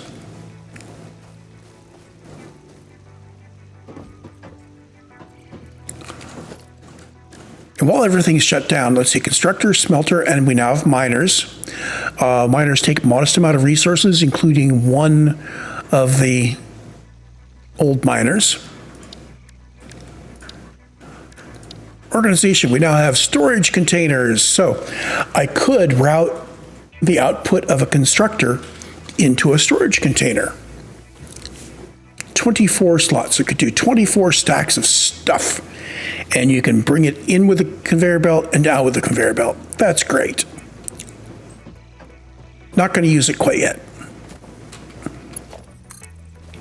You are now going to do power for us.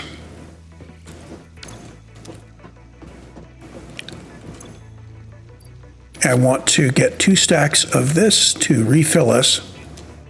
Again, this is only going to be 6.25 minutes.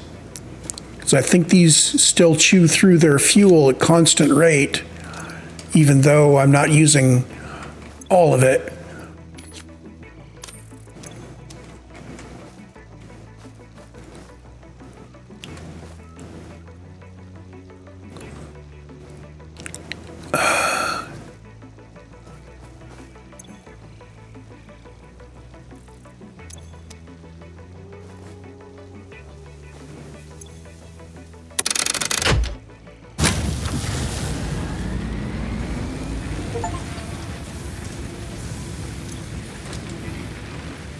So we have a capacity of 40 megawatts.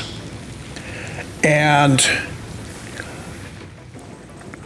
I heard a bleep in the background. Steam, I now have 3 achievements. We've got, first one was Rock and Stone place a portable miner. And then we got fix a blown fuse because I took all the fuel out of the generator. Which it was, I'm sure these play a critical role. Okay, so the fix the blown fuse is something that I just did. So we got an achievement for gathering a Mercer sphere.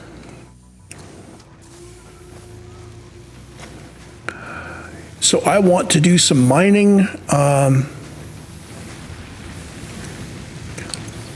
Actually, let's rethink our production line here real quick.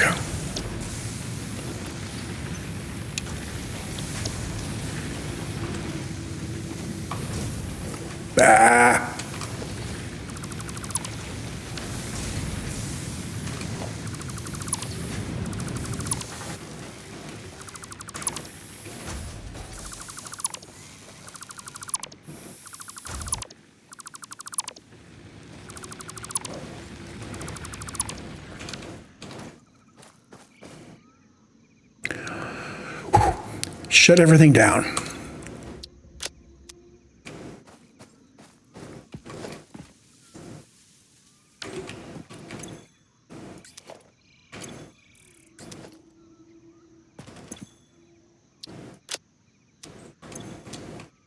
So over here we have 2 nodes for iron.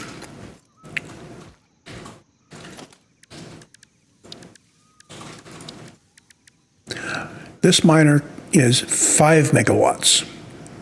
So this would be 10 megawatts for mining both these nodes, plus another 8 megawatts for a smelter after each one of the miners, because we don't have any way of dividing a belt up. So that'd be 18. And then a constructor after each one of those would be another 8, which would be 36. So we could use 36 of our 40 megawatts of energy just to process our iron goods.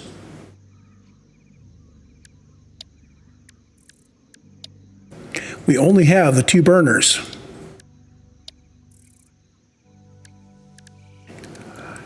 So with 36 of our, is that right? 2 smelters, 2 constructors, so 2, that's 26. Okay. 2 constructors, 2 smelters, and 2 miners. Which we could build.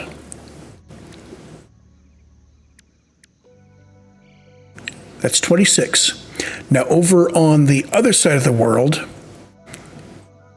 we would want this again. Well, we're looking at 3 lines of this, 8, 13. So 3 by 13 would be 39. So we could do that.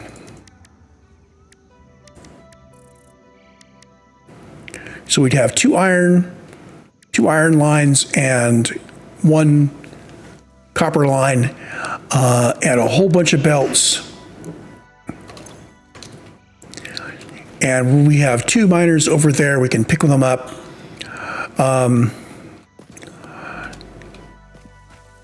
I think we're not going to be able to automate the last one, which is our guy down there. We'll have to continue making brick by hand unless I've done the math wrong. So let's get to it. Miner.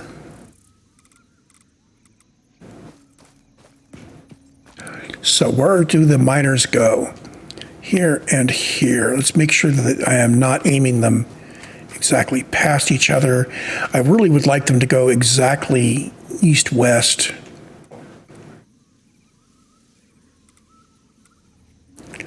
I do want the belts to be straight.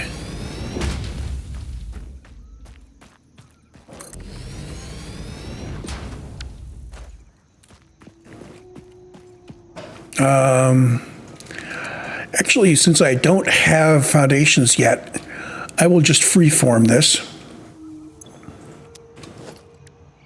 Smelters. Smelter number 1 is going to go just outside of you.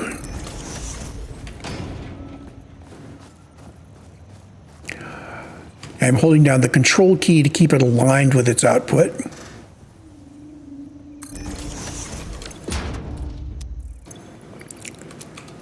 And then we have constructor.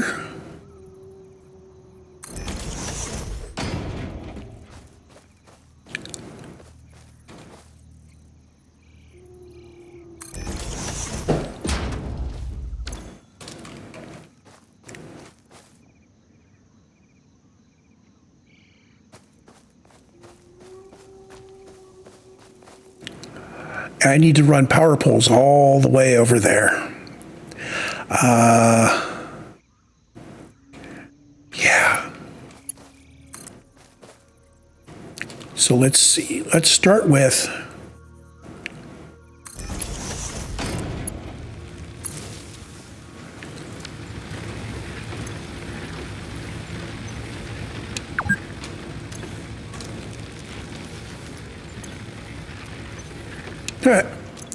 you have been playing for 2 hours.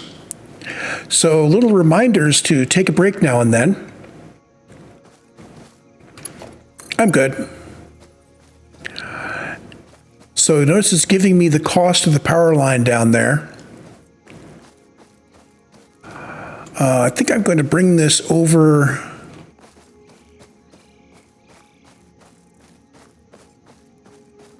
Wow, we can run this a long way. So I'm going to bring it over here. So he's going to head out for copper.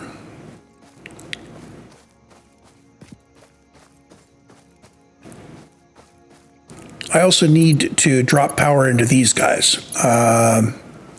One power line could be 1, 2, 3, and its input. So we could do that, but he would have no way of doing a grid. So let's do...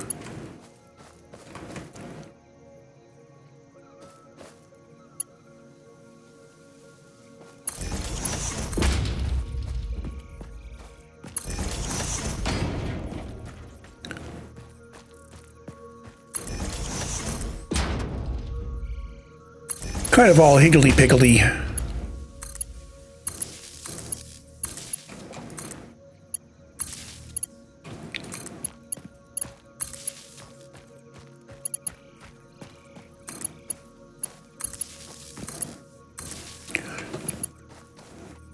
Once I get foundations, I'll organize things better.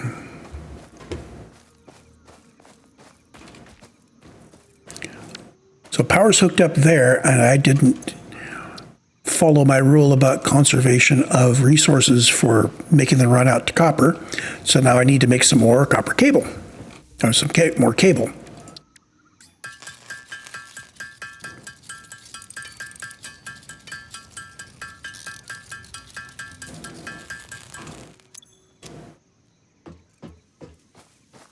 I'm not going to start firing things up yet because I want to make the most of my fuel.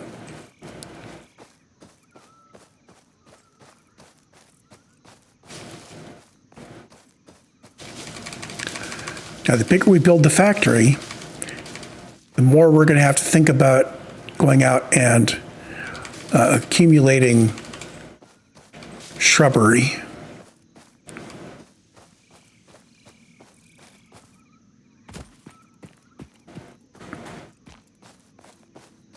And other sources of fuel. We could do wood, but we can't just pick those guys up.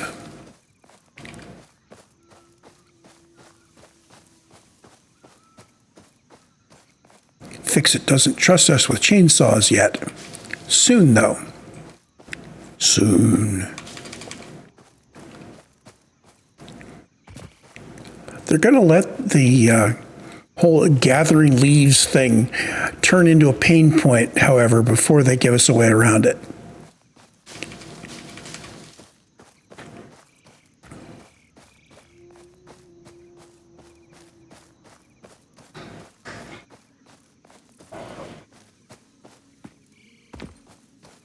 Okay, pick you guys up.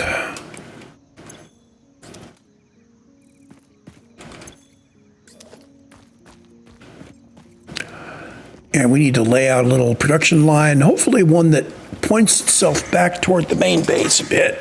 So the main base is that way. I could go to the left, take the belt up that little hill and around, or I'm going to take it off to the right.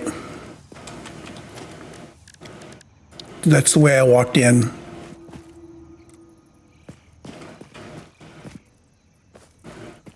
I'm going to face him north.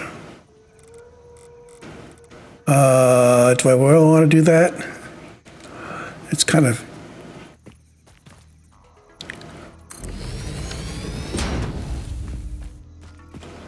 Yeah, I can bend my belts around. I don't need to make the machines adjacent.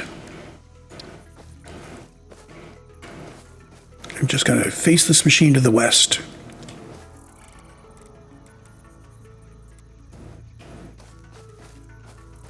In fact, I'm going to put him up here because it's a little flat. I have to run the belts anyway.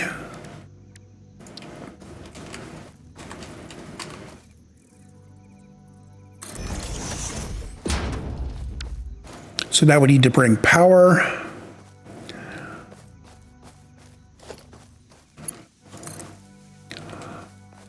So I'm going to bring all the way. I swear these power things didn't used to do this far.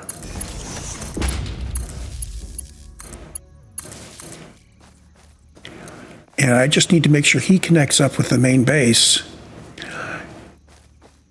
So where did I bring the power to over there?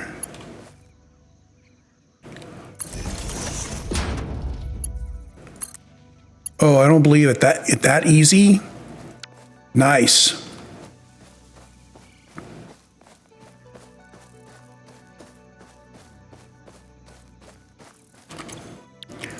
So you're going to do copper ingots, and you're going to do copper wire.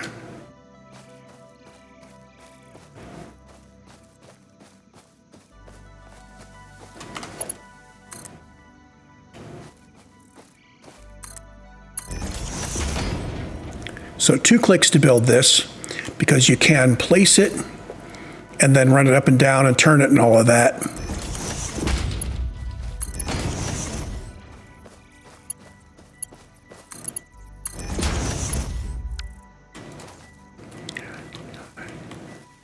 So I don't really want to be running over here every time. So what I want to do is take this all the way back to the base.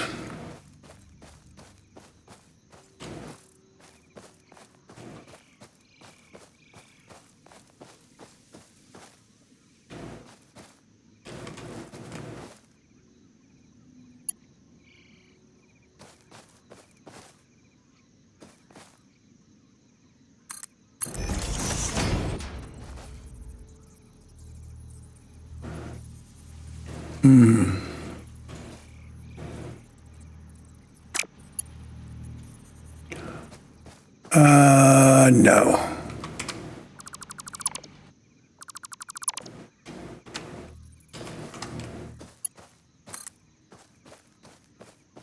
Right to the edge.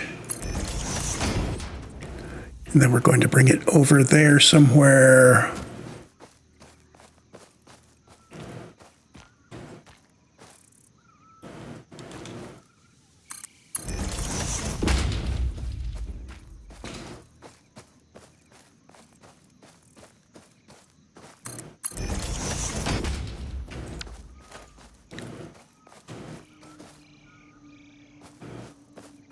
What I want to do is have all of these guys come to some boxes.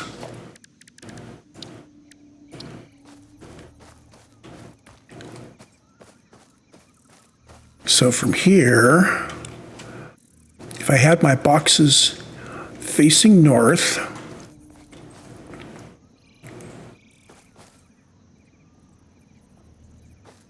like this,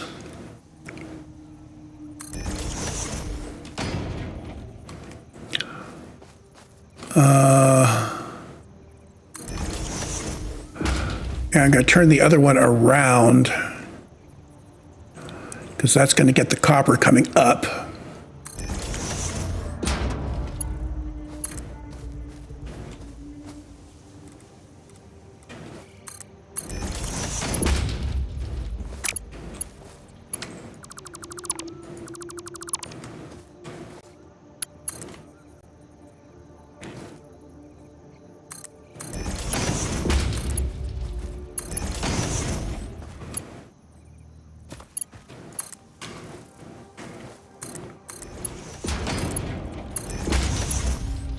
So I held control while dragging the belts out and kept it in a straight line with whatever I dragged it out from.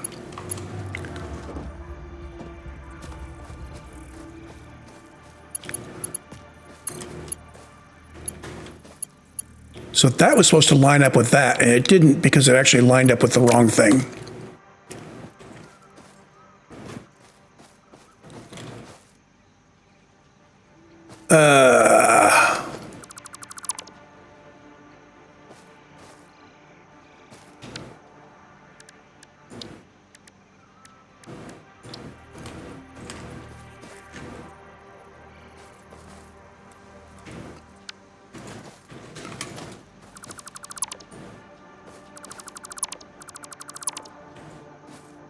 And now we get the I didn't plan properly thing. Hard to plan with no foundations.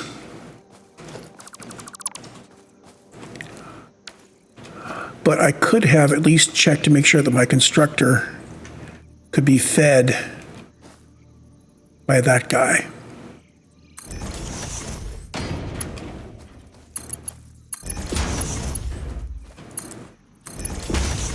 There we go.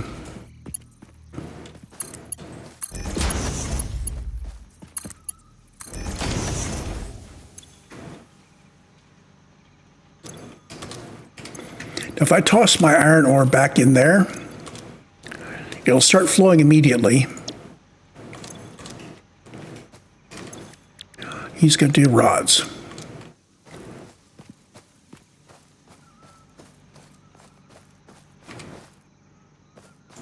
Let's make sure this hooks up.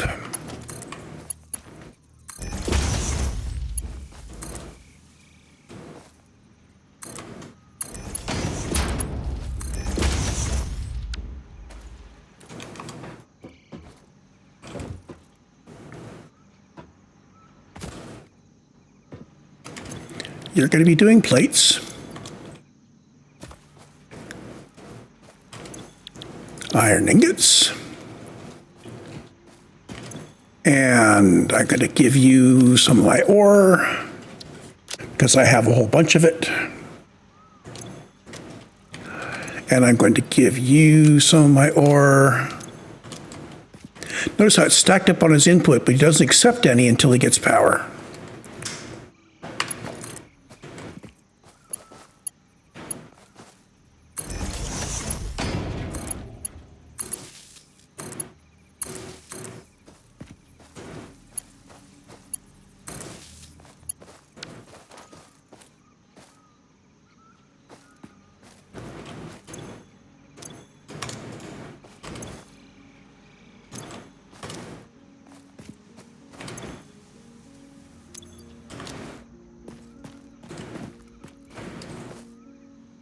So what rate are these turning out?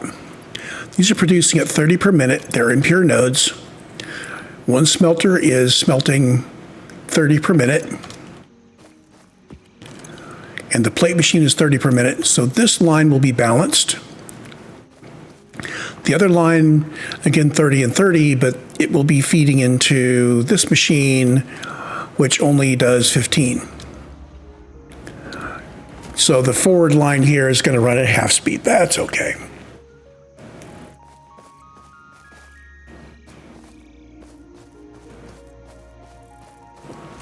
Now let's set this up to get our missing materials. I need plates. I need plates. That's okay. We can fire things up because the stuff on that line over there coming from the copper, that'll just build up on the line until we're ready to go. So you have a bunch of leaves. And you have a bunch of leaves.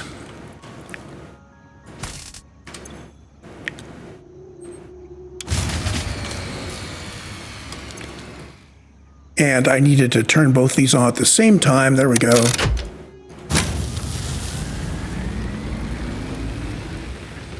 So, capacity 40, max consumption 39, current.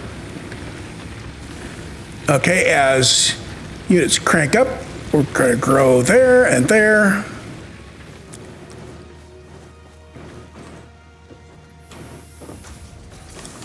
And we have automated plates, and we have automated that. And let's see, what else do we have here?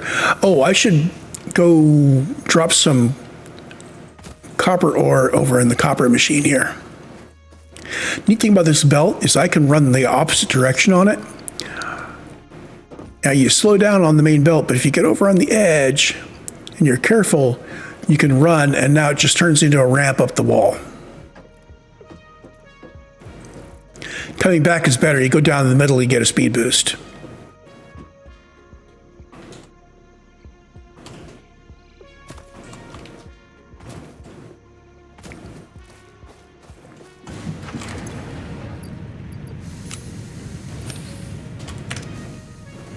So we're going to fill these guys up with ore, which I should have done before.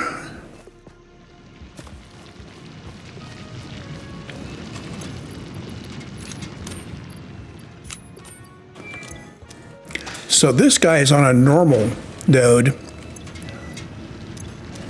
So that miner could turn out 60 per minute. but we can only send it to one smelter. So he'll just have to kind of run half the time.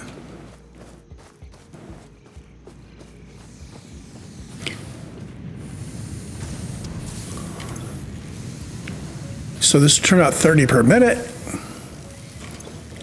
This machine is only going to accept 15 per minute, so again, that's going to reduce our copper throughput again.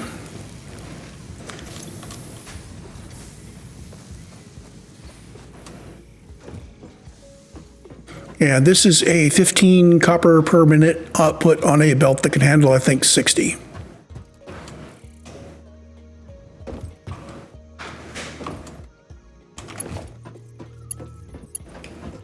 And we need him to head up to here, and we don't have enough plate yet.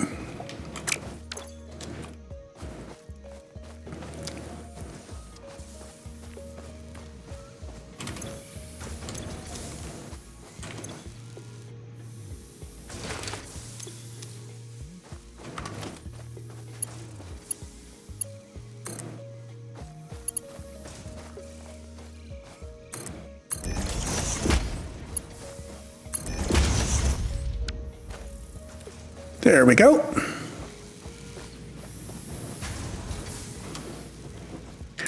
So we have now automated rods and plates and wire spools.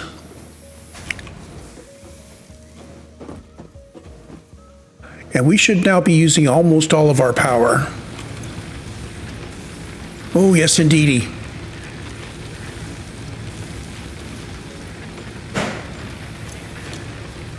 We're using 39 out of our 40 units of power, about half the time, because the copper line over there is going to be shutting itself off periodically.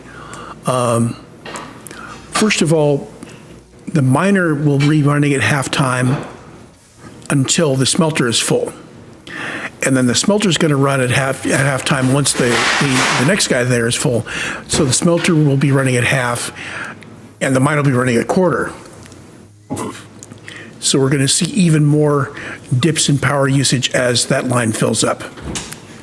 And we will continue to see 15 copper per minute coming out of there, a 15 wire.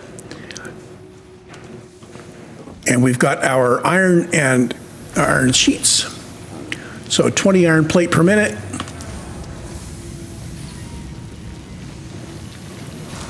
And 15 per minute.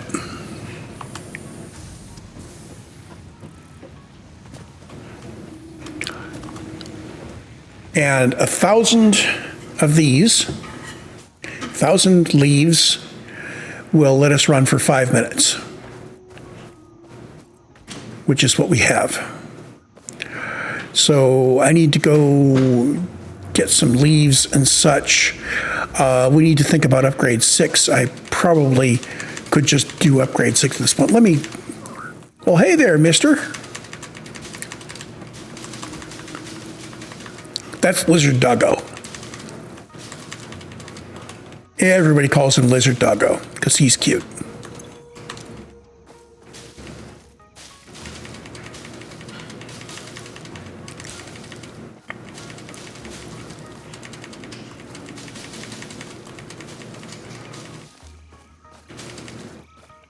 Apparently you can tame him, and then he brings you stuff, which is really cool until he brings you, radioactive waste.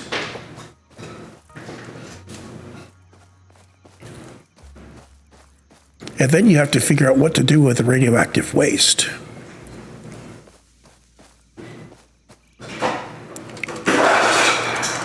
Mainly at this point, I am letting my factory churn out some stuff, turning leaves into materials.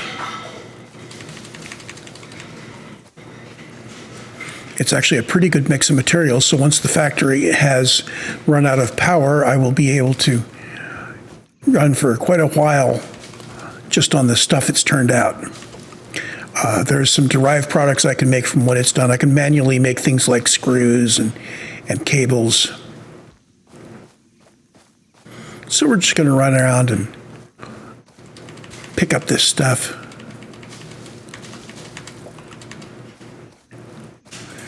Take note of anything interesting we find.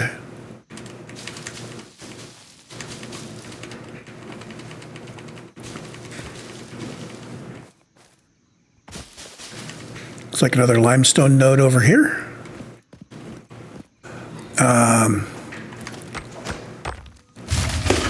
Oh! Power grid shut down. Run out of power already, I guess. I really wanted to get 2 more stacks of fuel before I went back, so let's just keep on going. At least I hope it shut down because it ran out of fuel.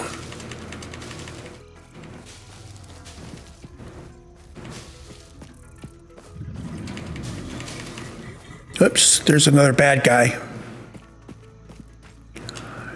Big guy's Mr. Bean. He's peaceful.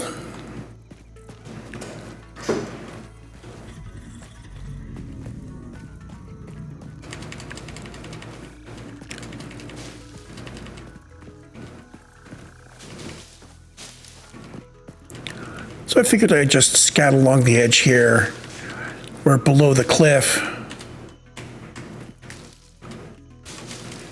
Got more pale berries.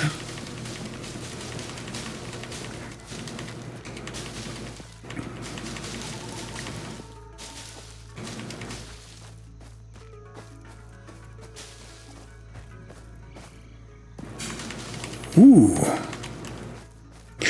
Now there was a cave where we went in earlier.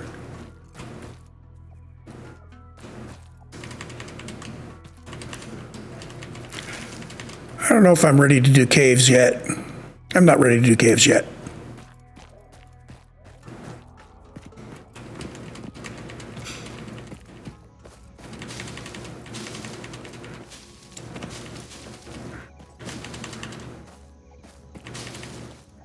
Ooh, copper ore.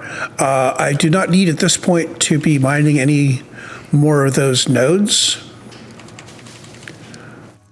since I would just be adding my pile to the smelting job that has already got a miner on it that's turning out more than I can smelt.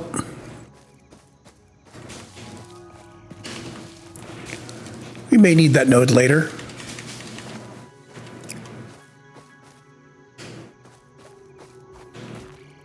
Saw something red up there. Just out of the corner of my eye.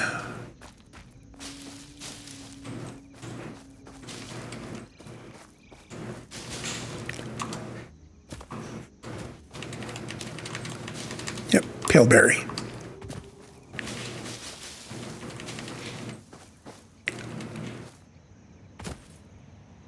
Hey, Fred.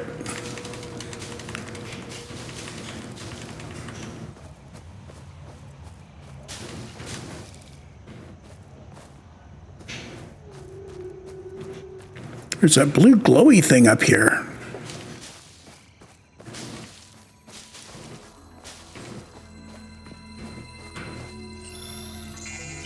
Power slug. This semi-slug species seems to persist entirely through absorbing and storing energy from its surroundings. Studying this could provide new methods for improving fix-it production line efficiency. Store this potential resource for later use.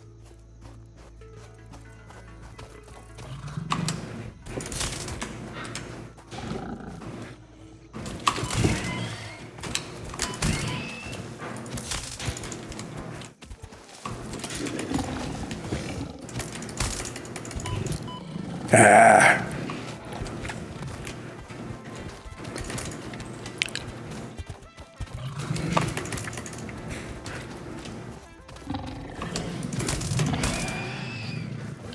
Did I get him? Got him. So again, we get to store the slug for future use.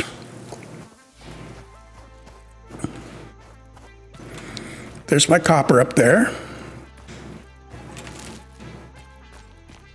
Got some more sulfur here. I'm going to grab it. Oh, not enough space to pick up sulfur. Guess we got to go back. I have more than 2 stacks of leaves, so mission accomplished. Pick up a few more.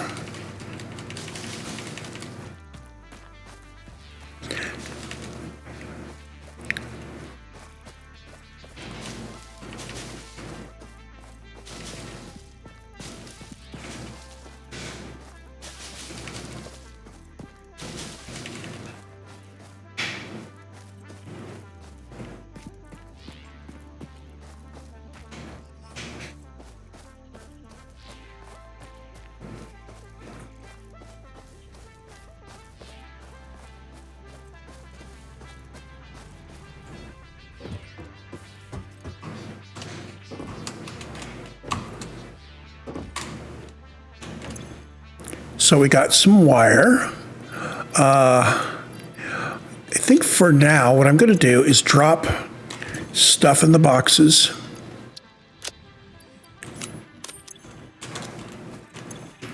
Just so I can kind of keep track of it. Because I got all sorts of extra crap on me.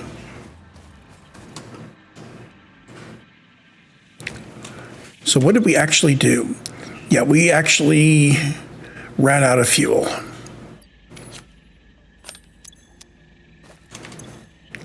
So I put 2 more stacks in.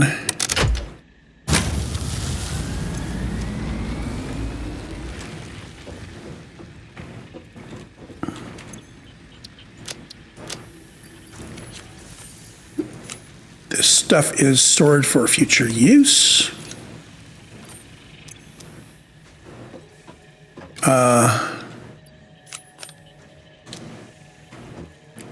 We're going to leave that there. We have some raw materials on us to make into things. So what do we need for the current upgrade? So this will get us a space elevator, which is a big project. We'll be able to make biomasses for fuel, which is more efficient. We can make more biomass burners, so we can increase our power and give us more inventory. And what we need is rods and plates, and so all of these things we automated, and the concrete we haven't automated because we don't have the power to automate it yet, but we are ready to go. So let's do the concrete thing.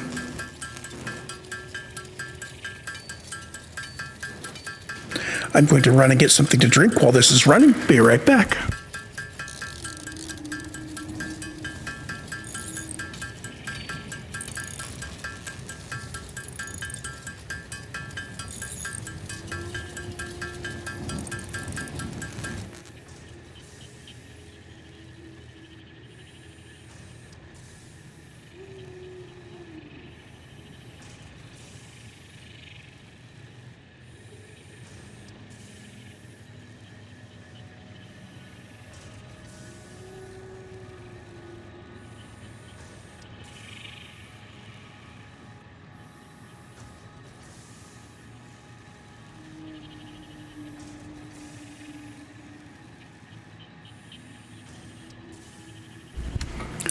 Okay.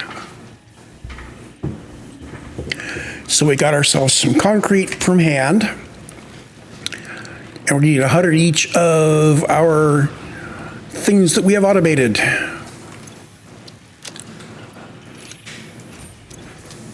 Check. And check. And check.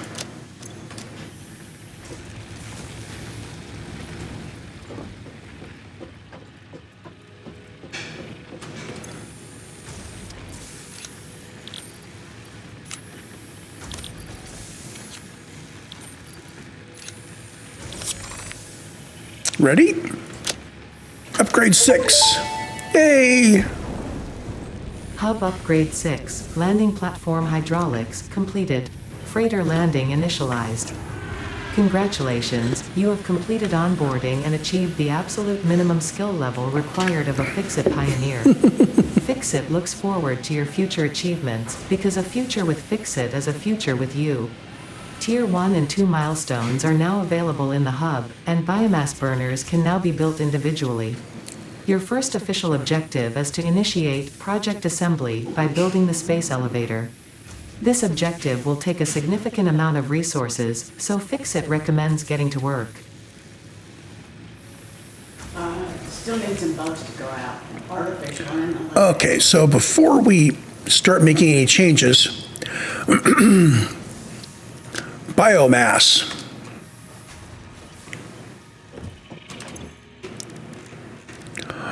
So we can make biomass from leaves. So 10 leaves makes 5 biomass.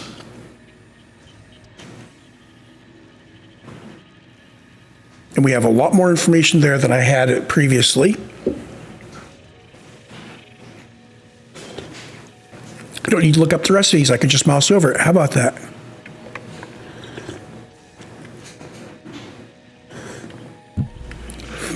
This means that any wood I have, go 4 to 20.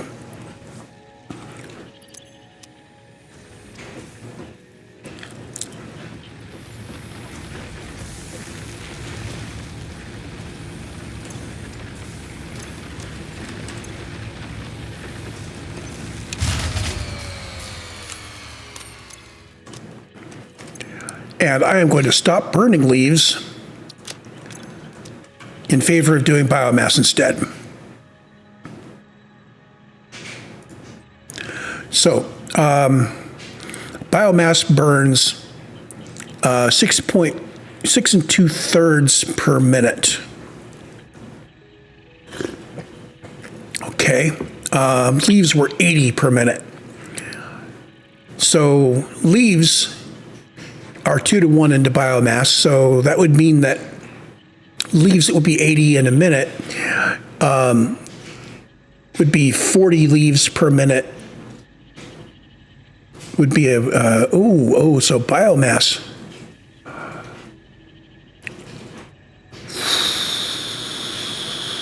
So that's 20 per 3 minutes, 40 per 6 minutes. So converting leaves to biomass makes them 6 times as efficient.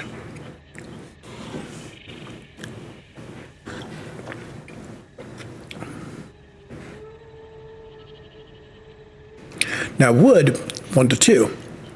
So wood, 12 per minute.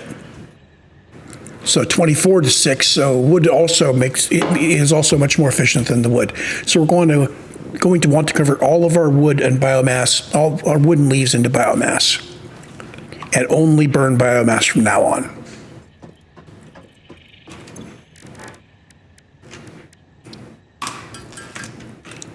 Actually, let's make sure that we've got all of our leaves and wood out of the box here, and anything that goes into the box is put in the box. I think we're good.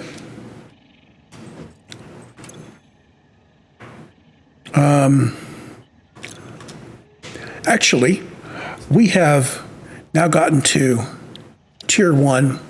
Now is a good time for me to cut the recording, and we'll start a new recording beginning with Tier 1. And we'll start looking at this stuff, and between now and the start of the next recording, I will simply reduce all of my materials appropriately. So what I'll do is I will handcraft all the biomass, and then I will start the base going again on biomass and let it run while I handcraft all of my limestone into concrete. And when we come back, we'll make a decision. I will see you then.